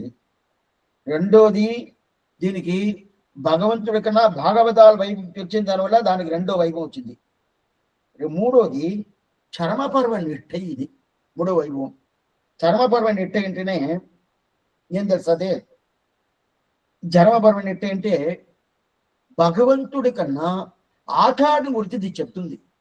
ఎప్పుడునే భగవంతుడు సేవించేదైనా ఆచార్యుడు సేవించేంత ఉచితం. మనం చాలాసారి భాషలను చూస్తున్నాం. భగవత్ కైంకర్యం ఆచార్య కైంకర్యం అంటే ఆచార్య కైంకర్యమే ప్రధానం. ఎక్కడ తెలిసింది? వడుగు నమ్మిని పిలిచాడు స్వామి రామానుజుల వారు. ఏ వడుగారా, ఈదిలో నంబెరుమాలు ఏం చేస్తున్నారు, రా వచ్చి సేవించు అని చెప్పాడు. నీ పెరుమాళ్ళు నువ్వు సేవించుకో, నా పెరుమాళ్ళకి నేను పాలు కాస్తున్నాను చెప్పేశాడు కదా. అది మనం చూసినాం కదా. అప్పుడు ఏదవుతుంది? ఆచార్య కైంకర్యం ప్రధానం అవుతుంది కదా. ఇప్పుడు ఆచార్య కైంకర్యం అప్పుడు ఇది చరమపర్వ నిట్టాయి. అప్పుడు దానికన్నా దీనికి వైభవం. ఇది మూడో వైభవం. మొదట వైభవం ఎప్పుడైనా సేవించవచ్చు. రెండో వైభవం ఇది ఏంది భగవతాల్ భక్తుల వైభవం గురించి చెప్తుంది. మూడోది ఇది ఏంటంటే చరమ పర్వ నిట్టై దీనికి ఉండదు, అది ప్రథమ పర్వ నిట్టై. అప్పుడు 3 వైభవం ఉంటుంది.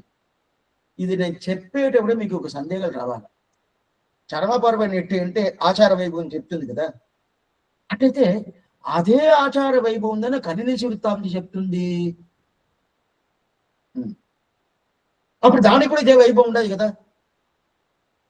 మీరేం స్వామి ఇంతవరకు ఏం చెప్పారు? ఉపదేశత్వం అనుకున్న వైభవం వేరే దేనికి లేదని చెప్పారు కదా. ఇప్పుడు కన్యని చెప్తాం ఎవరు చెప్తుంది? శ్రీమన్నారాయణ చెప్పలేదే, ఆళ్వారి మీద చెప్తుంది. అది చర్మపర్వ నిట్టే కదా. అవును, అప్పుడు దానికి ఇదే వైభవం ఉండదంటే దాన్ని సేవించింది ఆళ్వారు కదా, ఆచార్యులు కాదే. అదా తెలుసుకోవాలా. దాన్ని సేవించింది ఎవరు? మధుర కవి ఆళ్వారు. మధుర కవి ఆళ్వారు, మధుర కవి ఆళ్వారు సేవించింది చర్మపర్వ నిట్టే. ఇక్కడ సేవించింది ఎవరు? ఆచార్యులు. ఆచార్యులు సేవించిన చర్మపర్వ నిట్టే కదా ప్రధానం. ప్రధానం. అది కాకుండా అదే కననం తిరుగుతాము కూడా అనధ్యయన కాలంలో సేవించేది లేదే, అధ్యయన కాలంలో సేవిస్తారు. అర్థమైందా? అధ్యయన కాలంలో సేవిస్తారు కానీ అనధ్యయన కాలంలో సేవించేది లేదు. అది కాకుండా ఇప్పుడు చర్మపర్వ నిట్టై అని చెప్పి మనం కన్నం తిరుగుతాం చెప్పాం కదా, ఈయనే చేశాడు. స్వామి మనవాళమయ్యే చర్మపర్వ నిట్టైలో ఇంకా గ్రంథాలు చేశాడు. ఇప్పుడు మనం ఉదయిస్తున్న వాళ్ళ చర్మపర్వ నిట్టే గ్రంథం, యతిరాజ వింశతి చర్మపర్వ నిట్టే గ్రంథం, ఆర్తి ప్రబంధం చర్మపర్వ నిట్టే గ్రంథం. ఈ ప్రకారం ఉండదు కదా. అయితే యతిరాజ వింశతి మన సేవాకాలం సేవిస్తున్నామా? అంత మాత్రం తెలవల. ఆర్తి ప్రబంధం మన సేవాకాలం సేవిస్తున్నామా? ఇంతటికి అది నిత్యానుసంధానమే. సేవిస్తున్నామంటే సేవించినట్టుగా తెలవాల. అయితే మిగతా గ్రంథాలని చర్మపర్వ నిట్టైగా ఉన్నా కూడా ఆ చర్మపర్వ నిట్టైలనే ఈ ఉపదేశ రత్నమాల కలిసి ఉన్నా కూడా, ఇప్పుడు ఉపదేశ రత్నమాల, యతిరాజ వంశతి, ఆర్తి ప్రబంధం ఇదన్నీ మనవాళం చేసిందే. అయితే ఇదన్నీ చేసి ఉన్నా కూడా ఈ 3 చర్మపర్వ నిట్టయే. అప్పుడు 3కు ఒకే వైభవం ఉండదంటే లేదు. ఈయన చేసిన చర్మపర్వ నిట్ట ప్రబంధంలోనే తేడా ఉండదు. ఈయన చేసిన చర్మపర్వ నిట్ట ప్రబంధం ఏమి? యతిరాజ వంశతి, ఆర్తి ప్రబంధం. ఆ 2 కన్నా ఈ ఉపదేశ రత్నం వాళ్ళకున్న వైభవం గొప్పతనంగా ఉండాలి కదా.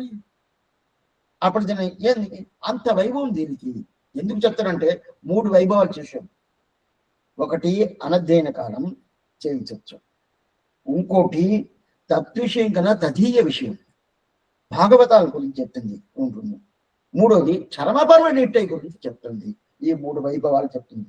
అయితే మిగతా గ్రంథాలతో ఉండదంటే కూడా అది ఈయనే చేసింది, మనవాళ్ళం చేసినా కూడా మిగతా గ్రంథాల కన్నా ఈ గ్రంథాల్లో ఉండదు. ఎందుకు? ఎలాగా 18 రహస్య గ్రంథాలు చేసాడు స్వామి తిరులోకాచార్యులు. దాంట్లో చాలా శ్రేష్టమైందండి అది శ్రీవచనభూషణ్. అదే ప్రకారం ఈయన ఎన్ని చర్మపర్వ నిట్టే గ్రంథాలు చేసి ఉన్నా కూడా ఉపదేశ రత్నమాల గ్రంథానికి ఉన్న వైభవం దేనికి లేదు అని పూర్తి చేసేసాడు. ఎందుకంటే ఆచార్యం సేవించిన తర్వాత అయిపోయింది. ఇంకోటి వేరే ఉంటుంది. ఇంకోటి ఏం స్వామి? అనతి విస్తరం అంటారు. అనతి విస్తరం అంటారు. అనతి విస్తరం అంటే நம்மாழ்வார் பாசுரம் వచ్చి 1102 பாசுரம் திருவாய்மொழி. 1102 பாசுరం. 1102 பாசுరం అంటే స్వామి అదన్నీ సేవించాలి. ఎప్పుడు సేవించేది? చేతులకి దండం పెట్టేసి చూసేసానండి చాలు అని చెప్పిపోతా ఉంటాం. ఇది అలా కాదు, 73 పాసురం. అప్పుడు అనతి విస్తరం అనే ఒక కొరత ఉండదు కదా. చాలా ఎప్పుడైనా కానీ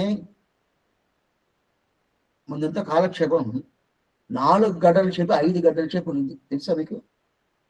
4-5 గంటల సేపు కాలక్షేపం ఉంటుంది. చెప్పేటోళ్ళు చెప్తారు, వినేటోళ్ళు వింటా ఉంటారు. ఇప్పుడు ఇద్దరికి ఆ శక్తి లేదు, అంత మాత్రం లేదనుకోండి. ఇప్పుడు అది 4:30 4 అనేది 4 అయింది, అనకు 3 అయింది, అనకు 2 అయింది. ఇప్పుడు ఎక్కడ తీసుకొచ్చేసాము? 1:30. ఇప్పుడు మనం 1:30 చెప్పి పెట్టుకున్నాము. కొన్ని చవలు ఏం చేయడం పెట్టుకున్నారు స్వామి అరగంటలో చెప్పేసేయండి, దాని పేరు ఎవరు కూర్చోరు, వాళ్ళకి టైం లేదు అని చెప్పేస్తారు కదా. అప్పుడు ఎంత పడది వీళ్ళకి కూర్చొని, అంత మాత్రం కూర్చోనేందుకు వీళ్ళకి మాత్రం వీళ్ళకి లేదు. అదే ప్రకారం 1002 పాసరాలు అంటే ఎవరు స్వామి సేవించేది, దగ్గరికి పోకుండా పోతా ఉంటాడు. సరే స్వామి తిరుమంగి ఆడ చేసిన 1086, ఈయన 1012, ఆయన 1086 పెరియ తిరుమడి, ఇది తిరువాయుమడి, అది పెరియ తిరుమడి. 1086 అది స్వామి ఎక్కడ స్వామి సేవించదు కాదు, అప్పుడు 73 మేలే కదా అని చెప్పేమో.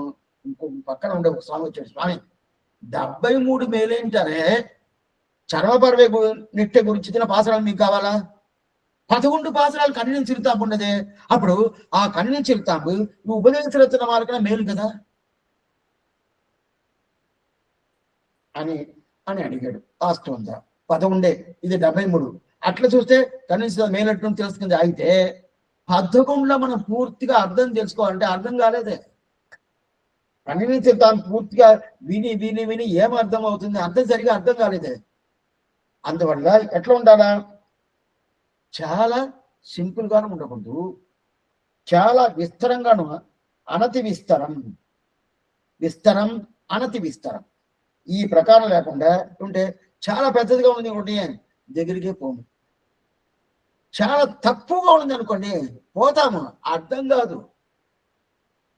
తిరుమంత్రం 8 అక్షరాలు, ఓమిత్యేకాక్షరం నవైది ద్వే అక్షరే నారాయణాయేతి పంచాక్షరాన్ని, 8 అక్షరాలు పూర్తిగా తెలుసుకున్న వాళ్ళు ఎవరన్నా ఉన్నారా? అయితే ఋగ్వేదమేమి, యజుర్వేదమేమి, సామవేదమేమి, 3 వేదాలు ఏం చెప్తుందో దీంట్లో ఉన్న అర్థం ఆ వేదాల్లో కూడా లేదంటారు. అప్పుడు అంత మాత్రం ఈ 8 అక్షరాలు ఉంటుందంటే ఉన్నది, అర్థం కాలేదే. అదే ప్రకారం 11 పాసరాలు ఆచార వైభవం చెప్తుంది, అర్థం గదిగా కాల. అదే 73గా ఉంది అనుకోండి, నేను దానికి వైభవం సపరేట్ కదా, అందువల్ల 73గా ఉంటుంది. అందువల్ల దాని తర్వాత సరే స్వామి ఎట్లా ఉన్న ఆళ్వార్ల పాసలు ఉన్న వైభవం ఉపదేశం ముందు చెప్పన వద్దా, ఇదంతా మీరు కొంచెం జాగ్రత్తగా వినాల. అంటే నేను ఏం అభిప్రాయంతో చెప్తున్నాను, ఎలా చెప్తున్నాను, ఏ పరిస్థితుల్లో చెప్తున్నాను అర్థం చేసుకొని మీరు అర్థం చేసుకోవాలి. ఎందుకంటే అది కదా, దీనికి ఇలాంటి అధికారుల దగ్గర చెప్పాలని చెప్పి మా పూర్వాచార్యులు చెప్తారు. అందుకు చెప్పబాక వాళ్ళు ఎట్లా తీసుకుంటారు చెప్పనవద్దు. ఇప్పుడు ఇది విశేషం, కన్నీటి శిల్తాల కన్నా ఈ ఉద్దేశం వల్ల ఇంకా మనకి విఫలంగా బాగా తెలిపిస్తుంది. అంటే 11 పాత్రలు సరిగా కనిపించదు మనకి అని చెప్పేశాను.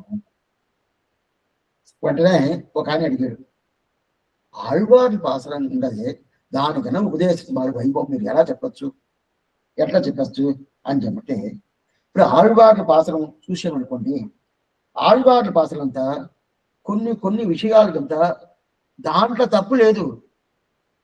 మనం తప్పుగా ఆళ్వార్ల పాసురాలను ఎత్తుకునేదానికి ఉండే ఛాన్సెస్ ఉండదు, అలాంటి ఛాన్సెస్ కూడా ఉపదేశించిన వాళ్ళు లేదు. ఇదిదా చెప్తే జాగ్రత్తగా మీరు వినాలని చెప్పి. వెంటనే కాలం పూర్తి అయిపోయిన తర్వాత ఈ స్వామి ఆళ్వార్ల పాసరంతా తప్పు, ఉపదేశ రత్నమాల పాసంతా రైటు అని చెప్పాడు అని అట్లా చెప్పలా అడిగాను. బాగా తెలుసుకోండి, అట్లా చెప్పలేదు. ఆళ్వారు పాసంలో మనం తప్పుగా అర్థం చేసుకున్నాదని ఉండే ఒక ఛాన్సెస్ దాంట్లో ఉన్నది. ఎందుకంటే ఆళ్వారు దూతు పంపిస్తాడు, అనుకారం చేస్తాడు, మడలెత్తాడు, ఏదేదో చేస్తాడు. భగవంతుడు ఎట్లన్నా పట్టుకోవాలి, భగవంతుడి తిరువుని పట్టుకోవాలా, నాకు ఆయన తప్ప నాకు వేరే గతి లేదని చెప్పి ఏదేదో ప్రయత్నం చేస్తాడు కదా. ఆళ్వారు ప్రయత్నం చేస్తాడు కదా, పాసురాలు మనం చూస్తున్నాము. ఈ ప్రయత్నం చేసినప్పుడు అప్పుడు ఆ ప్రయత్నం శరణాగతి నిష్ఠగా ఉండేటోడు ప్రపన్నుడు ఆ ప్రయత్నం చేస్తుంటే చేయకూడదని శాస్త్రం చెప్తుంది. ఆ ప్రయత్నం చేస్తేనే ఉపాయాంతర సంబంధం వస్తుందని చెప్తుంది. ఆళ్వార్ పాసరం ఇది ఉండదు. అయితే ఆళ్వార్ పాసరం తప్పుని చెప్తారు, మళ్ళా చెప్తున్నాను, మీరు జాగ్రత్తగా ఇది వినాలి. అందుకనే ఇదంతా మా స్వామి చెప్తుంది, ఇదంతా చెప్పబాకని కూడా చెప్తారు. ఈ విషయాలంతా చెప్పబాక వదిలేచేయి అని చెప్తారు. ఆయన కూడా మీకు చెప్పాలనే చెప్పారని చెప్తున్నాను. ఎందుకంటే అప్పుడు ఆ ప్రకారం వాళ్ళు చెప్పుకుంటారంటే కాదు. ఎందుకంటే ఈ నాకు దొరకలేదే ఏదైనా చేస్తాను ఇది చేసి దొరుకుతుందా ఇది చేస్తే దొరుకుతుందా అని చెప్పి ఆళ్వార్ పాసలోనే ఉండాలి. ఏదో ఒకటి చేయాలి అనుకుంటారు కదా. అప్పుడు ఈ ప్రకారం అనుకుంటా ఉంటేనే దానికి ఉపాయాంత సంబంధం వస్తుంది. రెండోది భగవంతుడు విషయం అంటేనే దాంట్లో కొంచెం కన్ఫ్యూషన్ ఉంటుంది, ఏదో సందేహాలతో ఉంటానే ఉంటుంది. భాగవతాల ఆచార విషయం అంటే దాని సందేహాలు ఉండదు, ఏ విధమైన సందేహాలు ఉండదు. అందువల్ల ఇప్పుడు ఏమైపోయిందంటే ఆళ్వార్ ఉపాయాంతర సంబంధం వచ్చిందో ఉపాయాంత సంబంధం వస్తుందో ప్రాప్యాంతర సంబంధం వస్తుందో అని చెప్పి అడుగుతా ఉంటారు. అందువల్ల ఏమంటే అప్పుడుదా తల్లి పాసరం, స్నేహితురాల పాసరం, కూతురు పాసరం మూడు తీసుకున్నాం కదా. తల్లి పాసరం, స్నేహితురాల పాసరం, కూతురు పాసరం. ఈ స్నేహితుల కూతురు పాసరం ఏం చెప్పింది, అతను నాకు దగ్గరికి పోవాలా, భగవంతుడి దగ్గరికి పోవాలా, ఇది చేసిపోతాను అది చేసిపోతాను, ఎట్లైనా కావాలా, ఆయన ఏం రాలేదని చెప్పి నా ప్రయత్నం చేస్తానని చెప్పి ఈ ప్రకారం పాసరాలంతా ఉన్నది. అప్పుడు తల్లి ఏం చెప్పదు తెలుసా, ఈ ప్రకారం నువ్వు చేయకూడదు, చేస్తే అది ఉపాయాంతర సంబంధం వచ్చేసింది. భగవంతుడు ఇదేంటి ఉపాయాంతర సంబంధం పరాంకుశ నాయకి పెట్టుకోండి, సరే ఆయన ప్రయత్నం వల్ల రావటం కుదురుతుంది ఏమో, ఆ ప్రకారం రాని చెప్పి అతను వదిలేస్తాడు. అదంతా చేయబాక అని చెప్పి తల్లి చెప్తా ఉంటుంది. ఎంత తిరువాయుడు వింటే చూడు ఎంత కలవదు. మిగతా చదువు చాలా లోపల డీప్ అయిన అర్థమైంది. తల్లి చెప్పినప్పుడు కూతురు చెప్తుంది, లేదురే తల్లి నువ్వు చెప్పినట్టు కాదు, నాకు వాడిని ఎట్లయినా వాడి తిరువడి పట్టుకోవాలి, వాడి దగ్గర పోవాలా, వాడి తప్ప నాకు మరి గతి లేదు, అందువల్లనే ఆ ప్రకారం పోతున్నాను కానీ ఈ ప్రయత్నం వల్ల వాడిని నేను తీసుకోవాలనే అభిప్రాయం నాకు లేదు అని చెప్పి కూతురు చెప్తా ఉంటుంది.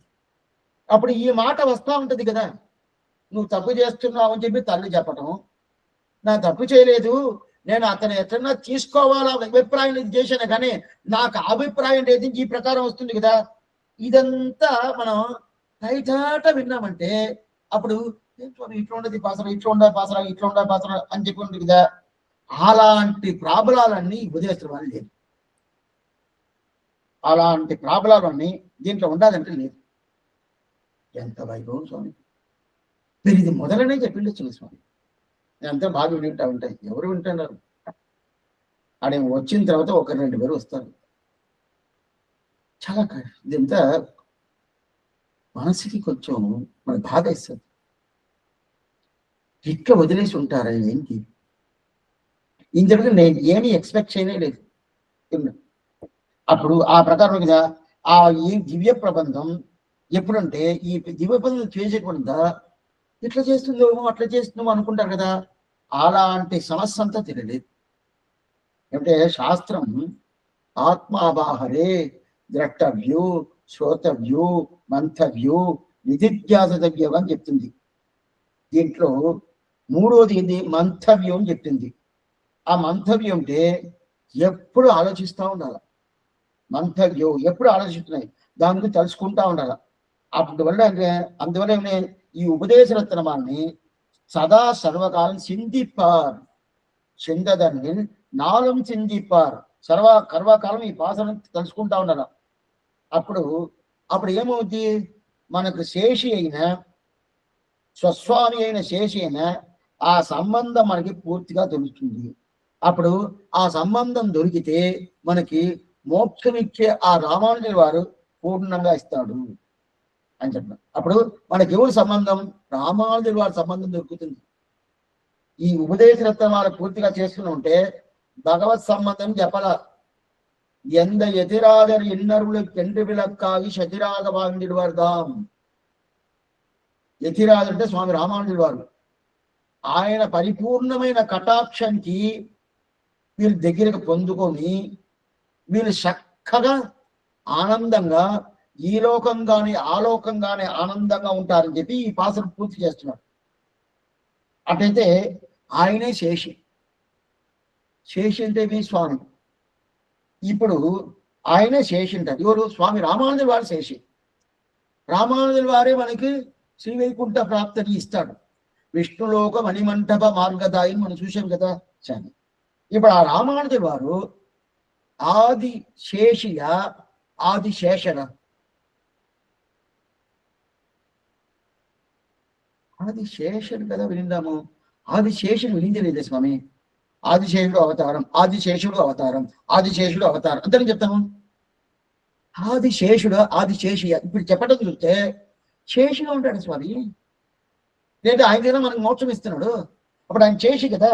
శేషి అంటే ఆదిశేషుని చెప్పాలన్నా, ఆదిశేషిని చెప్పాలన్నా? ఇప్పుడు ఈ పాసరాలను చూస్తే ఆదిశేషి అని కనిపిస్తుంది. దీన్ని శేషరామానుజుల వారు, శేషి రామానుజుల వారు రెండు చెప్తారు.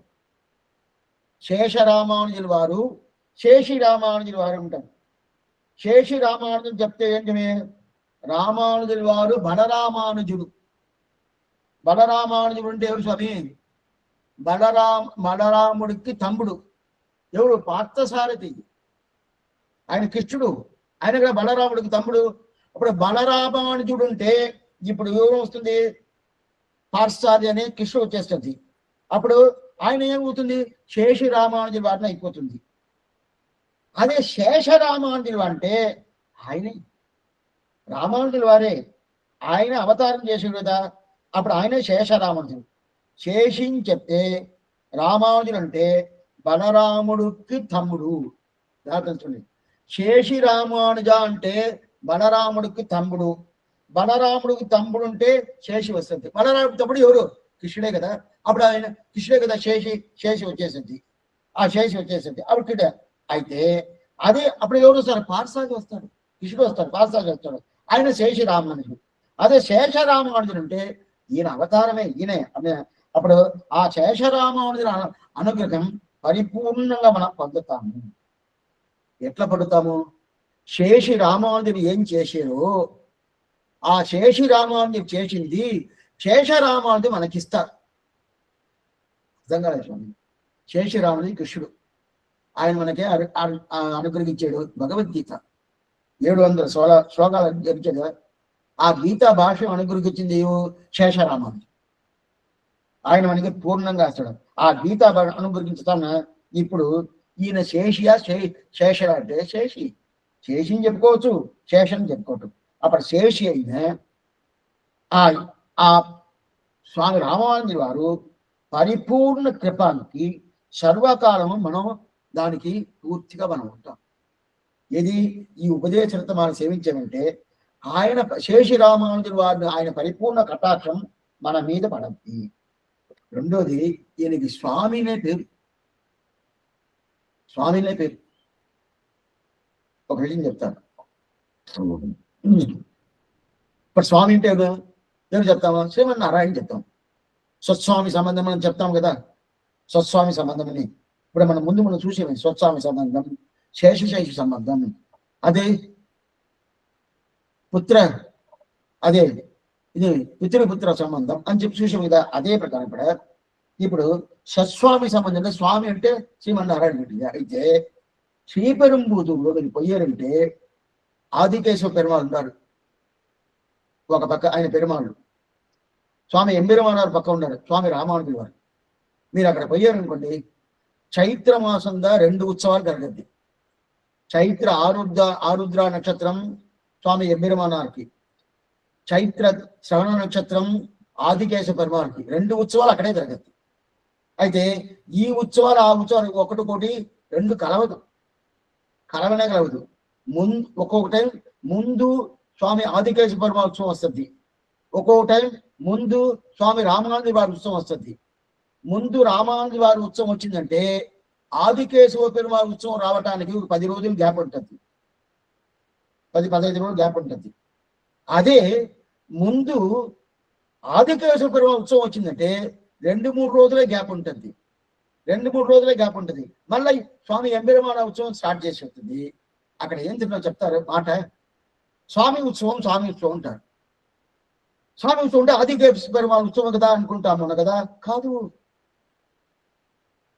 சுவாமி உற்சவம் అంటే ఎంబెరుమానార్ ఉత్సవం అని పేరు. ఆదికేశవ ఉత్సవ పెరుమాళ్ అంటే ఆదికేశవ చెప్తేదా అని పేరు. అప్పుడు స్వామి అనే పేరే ఎవరిని మనం చెప్తున్నామా? స్వామి రామానుజుడు. స్వామి చెప్తేనే రామానుజుడు వారు. అప్పుడు అక్కడ చెప్పే మాట ఏమిటి? స్వామి ఉత్సవం వస్తుంది, స్వామి ఉత్సవం. అందరూ అదే మాట చెప్తారు, ప్రతి ఒక్కరు అదే మాట చెప్తారు. మన కొత్తగా ఎవరో మన ఆంధ్ర దేశంలో పోయారు అనుకోండి, అదేంటండి స్వామి ఉత్సవం చెప్తున్నారు, మన రామానుజు గారి ఉత్సవం చెప్పి నేను వచ్చానండి, ఇది స్వామి ఉత్సవం చెప్తున్నారంటే, స్వామి రామానుజు గారి ఉత్సవమే, మీరు స్వామి ఉత్సవం అంటే ఏదో అనుకోబాకండి అని చెప్తారు కదా. అప్పుడు స్వామి అంటే ఈయన కదా. ఆ స్వామి అనుగ్రహం పరిపూర్ణంగా మనకు దొరకద్దు, దొరకద్దు. సరే, ఆ ప్రకారం అనుగ్రహం అనుకుంటుందిగా. సరే స్వామి, మనకు దొరకదంటే అంతవరకు మనం తీసుకుంటామా? ఆయన దగ్గరికి పోతామా? ఏదైనా చేస్తామంటే ఆయనకి ఏదైనా చేసి ఉంటామని అపచారం చేసి ఉంటాం. మన అపచారాలు చాలా పడి ఉంటాం. ఏదైనా మంచి కార్యం చేసిన ఏం చేసినాం, అపచారాలు పడి ఉంటాము. అంత ఆ ప్రకారం ఉంటే మనకేం స్వామి ఆయన చేస్తారంటే, ఆయన చేస్తాడు. ఎలా చేస్తాడు? నిర్హేతుక కృప. ఆ నిర్హేతుక కృప వల్ల నేను ఎంత తప్పు చేసినా కూడా, ఎంత నీచుడైనా కానీ, எக்குற்றவாளர் எதிர்பிறப்பு ஏதியல் வாகனென்றோர் அக்குற்றம் அப்பிறப்பு అవ్వియల్వే నమ్మై ఆట్కొల్లుని. ఎంత నీచడైనా ఉన్నా కూడా నా మీద ఆయన కటాక్షం పరిపూర్ణంగా పడుతుంది. పడిన తర్వాత ఏంటిది? ఓళ్ళు ఏమైపోతుంది? ఇక్కడే భగవత్ కైంకర్యం ఒకటే కాదు, భాగవత కైంకర్యం ఒకటే కాదు, భగవత్ కైంకర్య ఆచార్య కైంకర్యనే పూర్తిగా ఈ ఉపదేశం మాత్రం చదివితే, దాన్ని చదివిస్తే, దాన్ని తలుచుకుంటే పరిపూర్ణంగా దొరికి షతిరాగా వాళ్ళు వారు పూర్తిగా ఉంటారని చెప్తుంది అని చెప్తుంది. ఇప్పుడు ఒక విషయం, సరే స్వామి, ఎట్లా భగవత్ కైంకర్యం, ఎలా భాగవత కైంకర్యం, ఎట్లా ఆచార్య కైంకర్యం? నేను ఈ ఉపదేశంతో మనం చెప్పానంటే ఆచార్య కైంకర్యం దొరుకుతుంది అంటారు. దీంట్లో శ్రీవచన భూషణ్ దివ్య శాస్త్రం చెప్పాను కదా, దాంట్లో 412వ సూత్రం. ఆ సూత్రంలో వ్యావృత్తమాన భగవద్ అనుభవం చెప్తారు. ఇప్పుడు వ్యాఖ్యానం చదివేసి మళ్ళీ దీనికి వస్తాం. அதாவது என்று தொடங்கி, அதாவது சகல பிரபந்த வியாபித்தமான உதயமாலையாகிற பிரபந்தம் தன்னை மனசிலே சர்வகாலமும் மனனம் பண்ணுபவர்கள் நமக்கு சேஷியான எம்பெருமானுடைய நிர்கேதிக கிருபைக்கு సర్వకాలத்துக்கும் విషయమాయ్ చూడండి. దీంట్లో ఏం చెప్పింది అదే చెప్పిందండి, అదే చెప్తాను. సర్వకాలం మననం பண்ணுபவர்கள், అన్ని కాలం ఎప్పుడు ఇది ఉదేశం తెలుసుకుంటా ఉంటా. మననం பண்ணுபவர்கள் நமக்கு சேஷியான எம்பெருமானுடைய నిర్గేతిక కృపై. అప్పుడు శేషి రామానుజుల వారు, శేష రామానుజుల వారు అని చెప్పి, ఆ శేషి రామానుజుల వారు ఏం చేస్తారంటే, ఆయన నిర్గేతిక కటాక్షం మనం ఏం చేయాల్సిన లేదు. ఆయనే ఇది ఉద్దేశం తెలుసుకుంటాడు, అందువల్ల ఏం చేయాలి, ఈయనకి అనుగ్రహం చేస్తామని చెప్పి చేసేస్తాడు. కృపకి సర్వకాలతం விஷயமாய் வியாபத்தமாக பகவத் அனுபவ கைங்கரியாதிகளை பெற்று சுகிக்கப்படுவர்கள் என்றார். సుగిక్కపరి అంటే భగవద్ సర్వకాలము విషయమాయ్ వ్యావృత్తమాగా, ఈ ప్రకారం ఆ ప్రకారం ఆ ప్రకారం భగవద్ అనుభవ కైంకర్యాదిகளை పెట్టి, ఇదా ముఖ్యం. అప్పుడే భగవంతుడికి అనుభవం, భాగవతాలకు అనుభవం, ఆచారుడికి అనుభవం, ఆ కైంకర్యాన్ని పూర్తిగా తీసుకొని ఆనందంగా ఉంటాడు అని చెప్పింది. కానీ ఇంతవరకు మీరు ఆచార్య కైంకర్యం చెప్పేసి, ఇప్పుడు భగవత్ కైంకర్యం, భాగవత కైంకర్యం, ఆచార్య కైంకర్యం 3 చెప్తారా? ఎలా వస్తుంది? అది నేను చెప్పినట్టు నిర్గేతిక కృపైకి సర్వకాలతం విషయమా వ్యావృత్తமாக భగవద్ అనుభవ కైంకర్యాదిகளை పెట్టి, ఇదే ముఖ్యం. వ్యావృత్తమాగా వ్యావృత్తమైన భగవద్ అనుభవం ఏంటంటే, దీంట్లో ఆశ్చర్యమైన ఒక విషయం చెప్తున్నారు స్వామి తిరులోకాచార్యులు. దాంట్లో ఇక్కడ సూత్రం శ్రీవచన భూషణ సూత్రంలో కూడా పోవాలా, దాంట్లో సూత్రంలో ఉన్న వ్యాఖ్యానం కూడా కాదు, ఆ వ్యాఖ్యానానికి అరుంపదం చెప్తారు, పెద్దవాళ్ళు రాసి పెట్టినారు. ఆ అరుంపదల ఆశ్చర్యంగా చెప్తున్నారు చూడండి. ఇప్పుడు దీంట్లో ప్రథమ పర్వ కైంకర్యం మొదటిది, తర్వాత మధ్యమ పర్వ అది రెండోది, మూడోది చరమ పర్వ అంటే 3 చెప్తాం కదా. మొదట చెప్పేది ప్రథమ పర్వం. అదేంటిది? అది భగవత్ కైంకర్యం. మధ్యమ పర్వం అనేది భాగవత కైంకర్యం.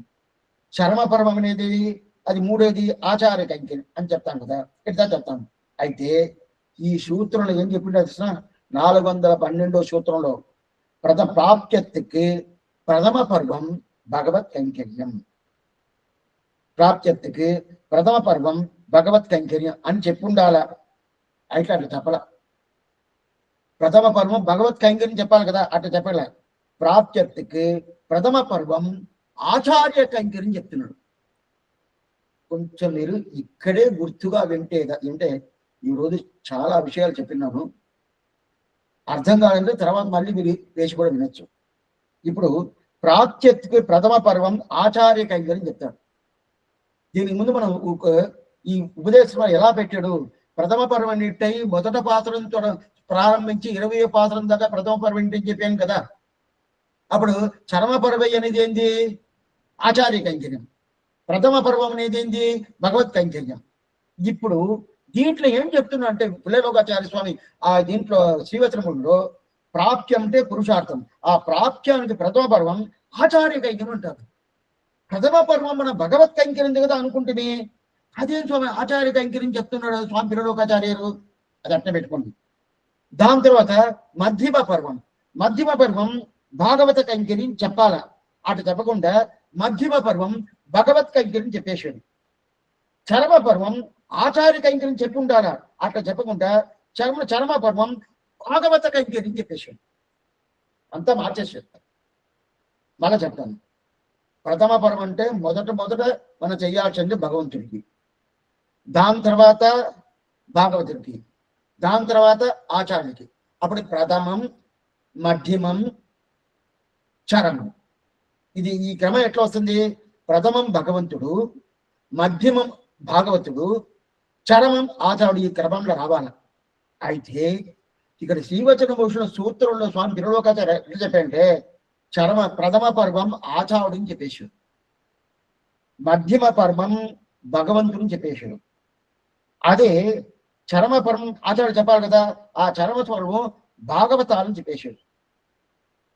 ఆచేశారు స్వామి ఈ ప్రకారం లేదే, మీరు చెప్పిన దానికి జరిగిన తప్పు వస్తుందని ఏం మారవాల, ఎట్లా వస్తుంది చూడాలి. దీంట్లో ప్రాప్యం అంటే కైంకర్యం, ఆ కైంకర్యానికి ప్రథమ పర్వ ఆచార్య కైంకర్యం చెప్పాడు కదా. అయితే ప్రథమ పర్వ ఏంటి, భగవత్ కైంకర్యందా, ఆచార్య కైంకర్యం కాదు. మళ్ళీ ఇది రేపు కూడా చెప్తాను. ఆచార్య కైంకర్యం కాదు ప్రథమ పర్వం, ఇది మొదటి. అయితే ఆయన చెప్పింది ఆచార్య కైంకర్యం చెప్పేశాడు, ఇది మొదటిది. ఆచార్య కైంకర్యం చెప్తున్నా స్వామి, ఆచార్యుడి దగ్గర చేసే కైంకర్యమా, ఆచార్య కైంకర్యం చేసాడు, నేరుగా ఆచార్య దగ్గరికి పోతాను కైంకర్యం చేస్తాను కదా, ఆ కైంకర్యమా, లేదు. ఆచార్య కైంకర్యం ఇప్పుడు ఆచార్య కైంకర్యం చెప్పాడే, అది కాదు. అప్పుడు ఆచార్య దగ్గర పోయి ఆయనకి ఇట్లా చేస్తాడు, ఆ కైంకర్యం అది కూడా కాదు. అప్పుడు ఆచార్యుడికి చేసే కైంకర్యం అనే అర్థం కాదు. అయితే ఆచార్యుడికి ప్రీతికి చేస్తాం కదా, అదిగా ఆచార్య కైంకర్యం పేరు, అదిగా ఆచార్య కైంకర్యం. అట్లయితే ఆచార్య ప్రీతికి విషయం ఏది, ఆచార్య ప్రీతి నేను ఏం చేస్తే ఆచార్యుడు పట్టుకుంటుంది, ఇది ముఖ్యం. ఆచార్యుడి ప్రీతి, భర్త ప్రీతి కోసం భార్య చేయాల, భార్య ప్రీతి కోసం భర్త చేయాల. ఇప్పుడు ఇదైనా మారి ఉంటుంది. అప్పుడు ఆచార్య ప్రీతి కోసం శిష్యుడు చేయాల, శిష్యుడి ప్రీతి కోసం ఆచార్య చేయకూడదు. బాగా తెలుసు, ఆచార్య ప్రీతి కోసం శిష్యుడు చేయాలా. అప్పుడు ఆచార్యుడికి ప్రీతికి ఏది చేస్తే ఆచార్య ప్రీతి వస్తుంది, ఏ కైంకర్యం చేస్తే ప్రీతి వస్తుంటే ఆచార్యుడి ప్రీతి ఎట్లా స్వామి వచ్చిందంటే, ఆచార్యుడికి కైంకర్యం ఏంటి కూడా ఏది పెట్టుకుంటాడు ఆచార్యుడికి అంటే దేంట్లో ప్రీతి ఉంటుంది. ఆచార్యుని అడిగితే నువ్వు నా కైంకర్యం చేయాల్సిన పనిలేదు, భగవంతుడి కైంకర్యం చేయని చెప్తావు, నువ్వు నాకు కైంకర్యం చేయాల్సిన పని. ఇది మనం ఈ శ్రీవచన భూషణ పాసులనే మనం చూసిన్నాము. అది మళ్ళీ మనం మీకు చెప్తున్నాను. అది స్వామి ముందుగా చెప్పేసారు, మీరు ఎందుకు మళ్ళీ చెప్పాలని చెప్పి అడగాల. ఇప్పుడు ఆచార్యుడి ప్రీతి అంటే ఏం చేస్తున్న అర్థం, ఆచార్యుడికి కైంకర్యం కాదు, ఆచార్యుడికి ప్రీతి. ఆయన ఏం చెప్తాడు, భగవంతుడు చెయ్యి అని చెప్పి ఆచార్యుడికి అడిగితే నా కైంకర్యం అక్కర్లేదు, నువ్వు భగవంతుడు చేయి తట్టుగా. అందువల్ల అది ఆచార్యుడి కైంకర్యం పేరు. అందువల్ల ప్రాప్త్యత్తుకి ప్రథమ పర్వం ఆచార్య కైంకర్యం. ఇప్పుడు మనం ఏం చేస్తాము, డైరెక్ట్ గా భగవంతుడిపై కైంకర్యం చేయలే. ఆచార్య దగ్గర పోయిన దగ్గర వచ్చావా, నువ్వు పోయి ఆ పెడవాళ్ళు కైంకర్యం చేయి, ఈ తివారాధన చేయి, ఇక్కడ ఇలాంటి తీర్థంతా తీసుకురా, ఆ భగవత్ కైంకర్యం చేయని చెప్పాడు. మనం ఏం చెప్పాము, స్వామి నీ కైంకర్యం చేయని వచ్చాను స్వామి, ఆ తెలియంది ఆయన కైంకర్యం చేసాడు, నేను చెప్పేది చెయ్యి. ఆచార్యుడు చెప్తాడు, సరే అని చెప్పి దగ్గర పోయి చేసేసాను.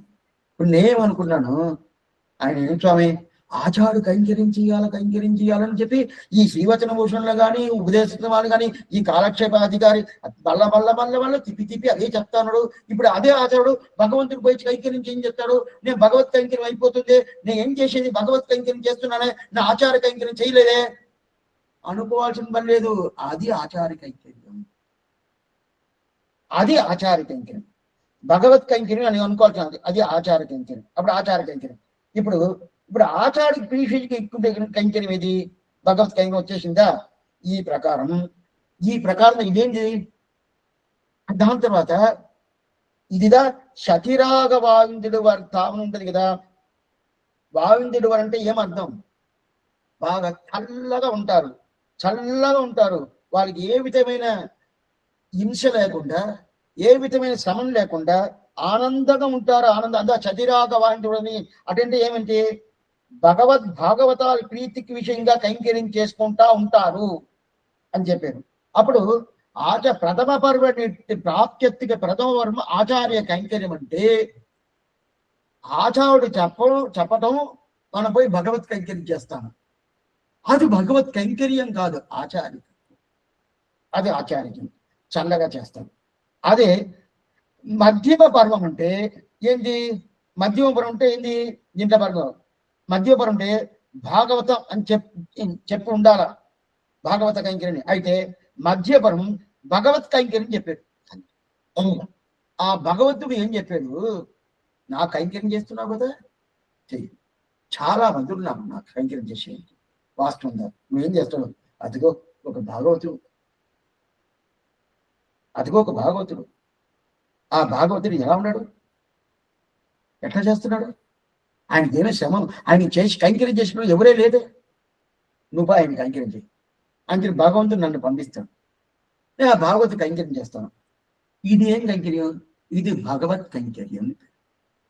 అందువల్లదా మనం తద్యారాధన చేస్తాం కదా.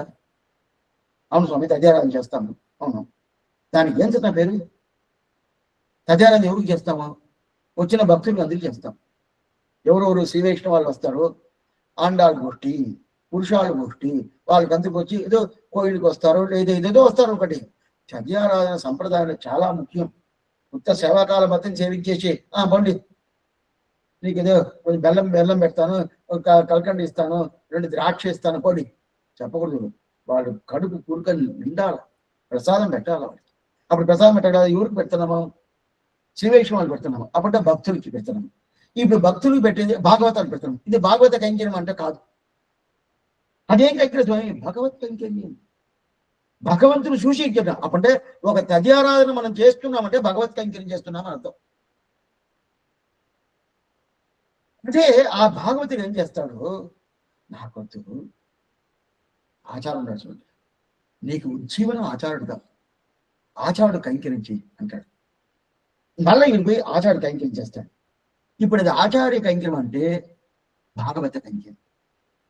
అదిదా ఈయన చెప్తుంది, ఈ సూత్రం చెప్తుంది.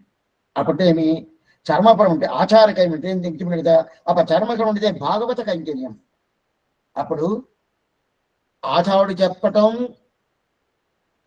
భగవత్ కైంకర్యం చేస్తే ఆచార్య కైంకర్యం, భగవంతుడు చెప్పటం భాగవత కైంకర్యం చేస్తే భగవత్ కైంకర్యం, భాగవతుడు చెప్పటం ఆచార్యుడు కైంకర్యం చేస్తే భాగవత కైంకర్యం. ఇదిదా ఈ 3 నీకు దొరకద్ది ఈ ఉపదేశాలు చేయిస్తే, తెలుసుకుంటే అని చెప్తారు. చాలా విషయాలు చెప్తున్నారు. ఏమనేది రేపు ఉదయం చూస్తాం. ఆళ్వారం మౌనాజీ తిరువివేశనం ఆచార్యం తిరువివేశనం భాగవతారు తిరువడిగలే శరణం.